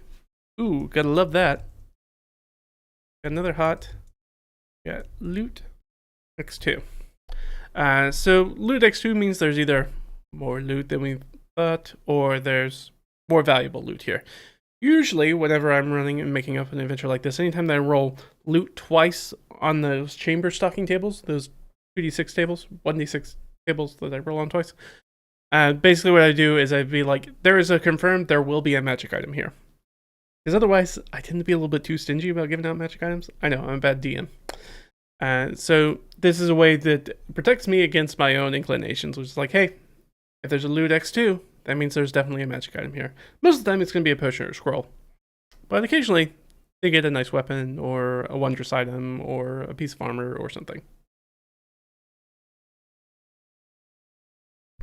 Or if I want them to have a specific item that's tied to the dungeon, like I gave them, and one of the other dungeons we ran, they ended up with the Maker's Pulaski, which is a fireman's axe. Which the cool thing about the fireman's axe is that you can tap its ability. It has an active ability you can tap to do radiant damage in addition to your normal damage. But its inherent passive ability is that, hey, if anybody has any training with any sort of artisan tool, any sort of toolkit, they have training with this. They have proficiency with the axe. Because that's tied to the Maker, and the Maker is very much, as the name would suggest, a craft god, among other things. So it's like, hey, if you have, you can give this to a random commoner, and if they are trained in weaving, guess what? They can swing this axe with proficiency. They have the divine proficiency to be able to use it. Cool. So I also throw that stuff in there too. And the Maragon Suite. Oof. There's just not a lot in there. I rolled nothing in there but a little bit of loot.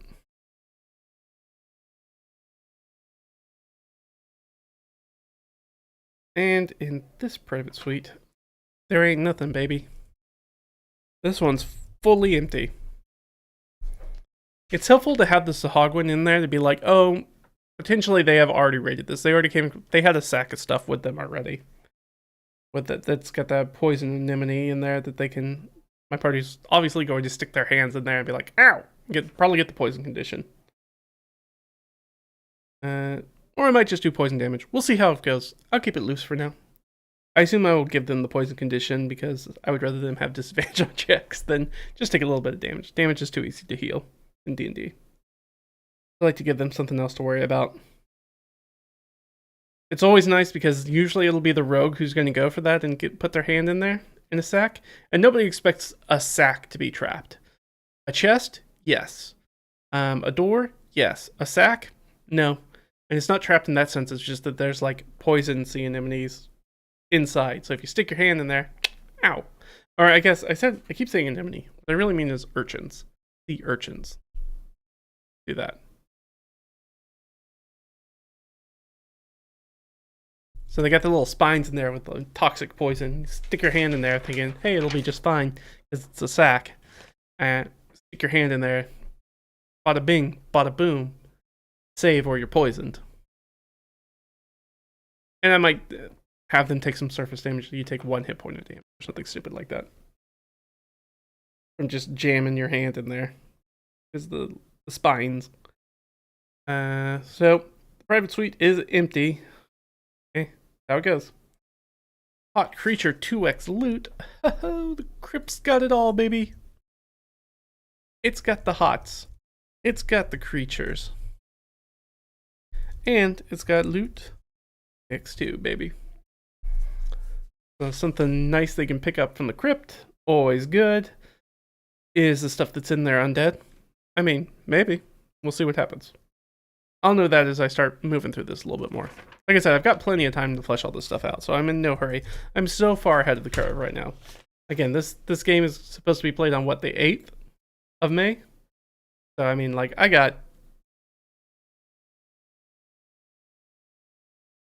almost 2.5 weeks to work on this before I need it done. And I've already got this entire other section done. So, my prep is golden, baby. We're in a good spot with it. Always good. I love being ahead of schedule. Keep on trucking. What's in the armory? A creature. That's it. And in our magic area, hot creature loot. Perfect.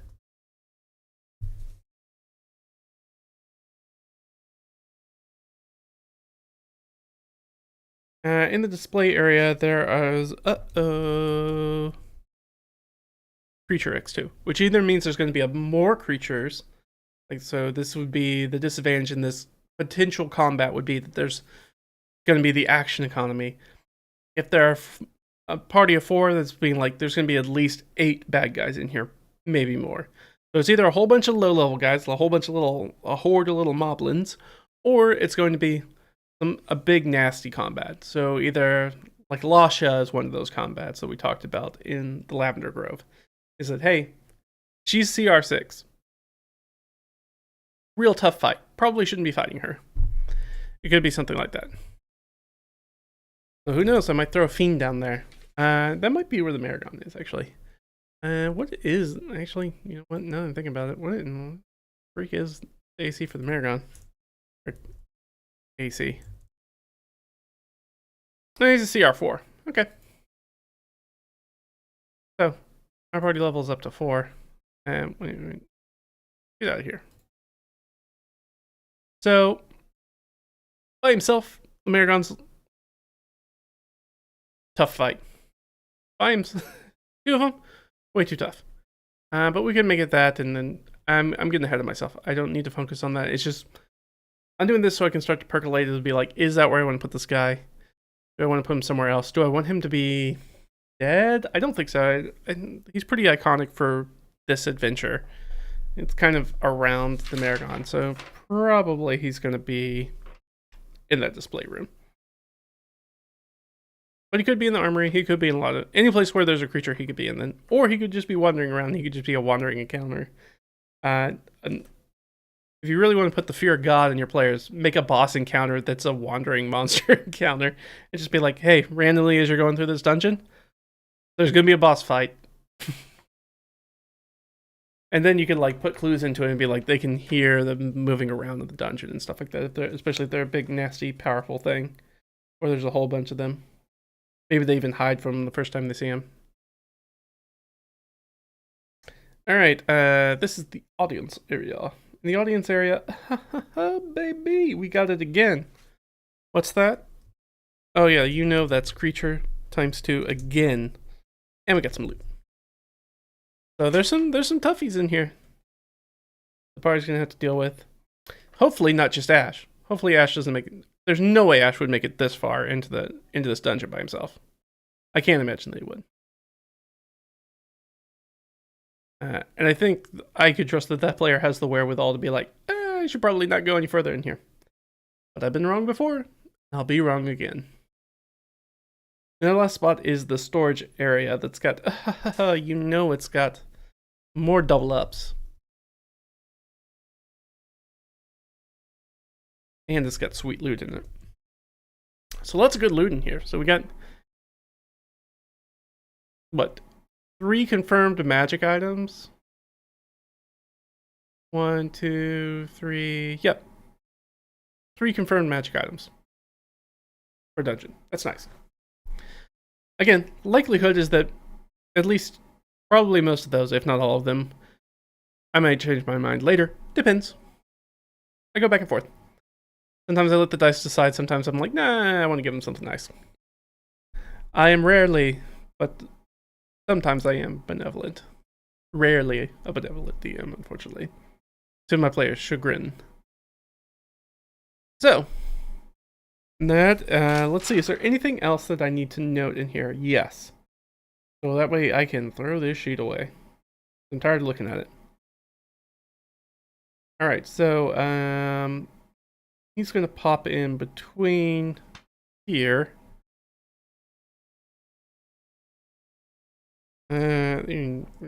Passage to just to BO1. BO1. So that's the connector.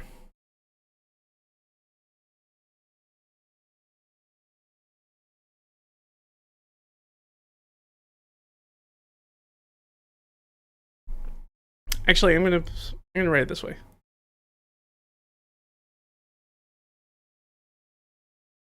BO1. Go ahead and bold it, even though I don't really need to do that at this point. And then from BO1, we'll put front, and that's going to go to A04.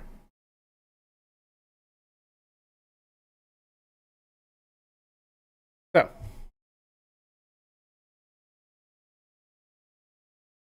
I mean, I'll still need to keep this because I'll need to translate over the this messy node map that I've drawn out. I'll still need to do that.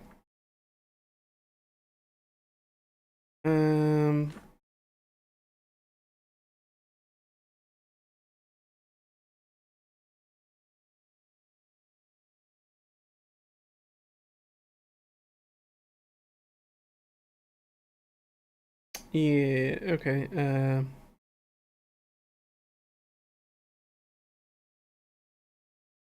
I need to write down, which room is that? The audience room. Okay, audience chamber.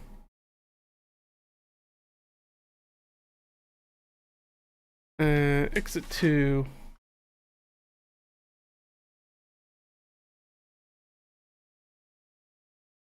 Hillside around.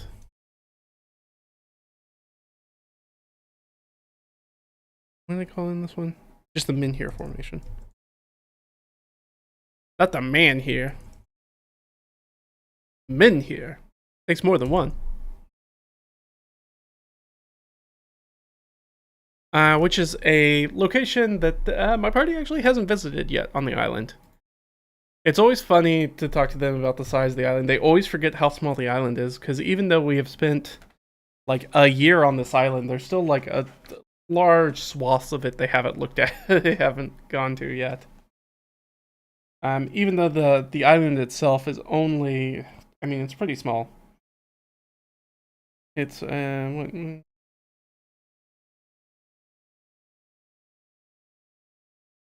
places it's what? That's probably the longest cross. Maybe not.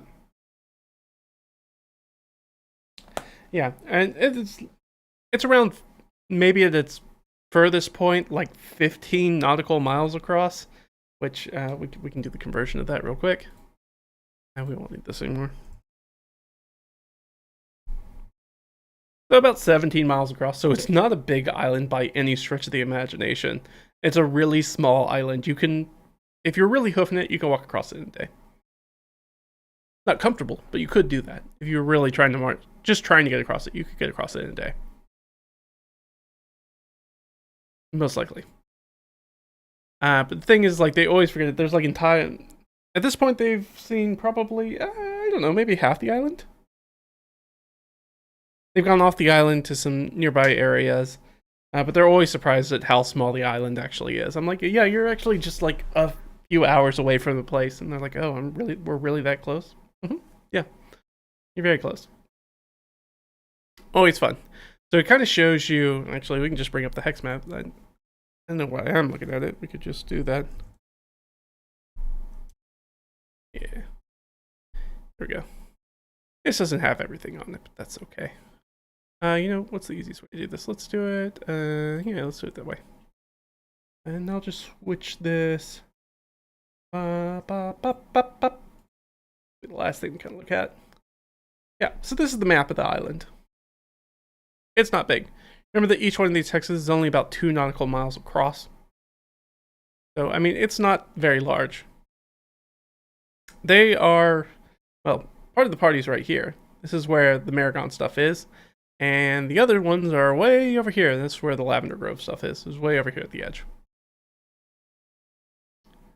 So they spent most of their time kind of like down here, for the most part. They haven't really dealt with a lot of stuff up here yet. And they came from this area, so they've seen some of this stuff over here, but not all of it. They haven't been down here. They haven't gone here. They have gone over here. This is where Halamith was. They made their way over here to go grab him. He's the NPC they picked up to help with this blighted stuff. So they had to go from they went from here back to here, and then hired some boats to take him to here. They went there, did his whole thing, brought him back. Did that, went here, went north. Well, then they had to run down here to deal with stuff in the throat, and then they ran north to go talk to Bayfera, and that's when they kick back off to come back down here to the refugee camp. Then they split up again, and one decided to go down here and they stay there, and the others have decided to make their way over here to Lavender Grove to investigate that. Because again, they're under a time crunch, because if they fail this, this noble that's right here is going to grab all her army and march it up here and annihilate this refugee camp with fire and steel. Huzzah! But yeah, I mean, that's it. Like, we could start some other stuff, but I'm really at the point where it's like, I really don't want to get anything started because I'll have to immediately stop. But thank you guys for hanging out with me. Hopefully this is super useful for you to watch somebody prep. I know we had some people in the comments already said that. You know, they find it useful. So hopefully this will be useful for you, and we can pick up some of this stuff. I do want to talk about more of this session prep stuff, because we did not get a chance to talk about this stuff, which is the thing that I've been working on recently, because I wanted to expand on the bulletproof session prep stuff we talked about in the last stream, and I was like, oh, I should really like write it down, and maybe I'll make it like a full video, like a full like structured scripted video. And I'm almost done with it. There's still a little bit more I'd like to add, but for the most part we're pretty much done with it. It looks very daunting because it's what, like 9 pages right now, but it's really not. But yeah, so next time we'll break in. This Saturday we're gonna do something. I don't know what it's gonna be yet. I don't think it's gonna be the solo RPG. I'm not sure. You know what? We might just do the bulletproof session prep. That might actually just be what we do. Maybe that, or I'll pull some questions. I want to do something nice and easy. It'll give me some time to prep on this other stuff. And work on that stuff. Or maybe we'll keep working on the Maragon again. That's always fun too. So if you guys have any preference, make sure to drop those in the chat or in the comments if you're watching this after the fact, and we'll decide what we're going to do on Saturday. Other than that, this is always fun. Thanks for hanging out with me, guys, helping me along work on my stuff, and you can get stuff out of it. If you have any other questions, drop down in the comments.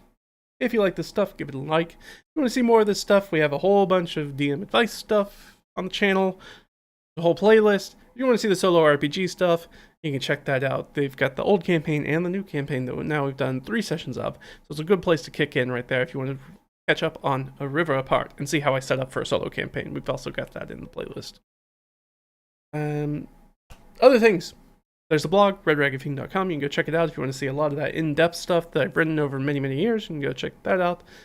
If you want to see more like the location descriptions and stuff, like talking about things like that, there's lots of that. Tons of that great information over there. If you wanted to pick up some resources, I have Pay What You Want stuff over on DriveThruRPG. Just look for my name, that's RedRaggedFiend, and you can find my stuff. Otherwise, I'll see you next time. Alright guys? Bye.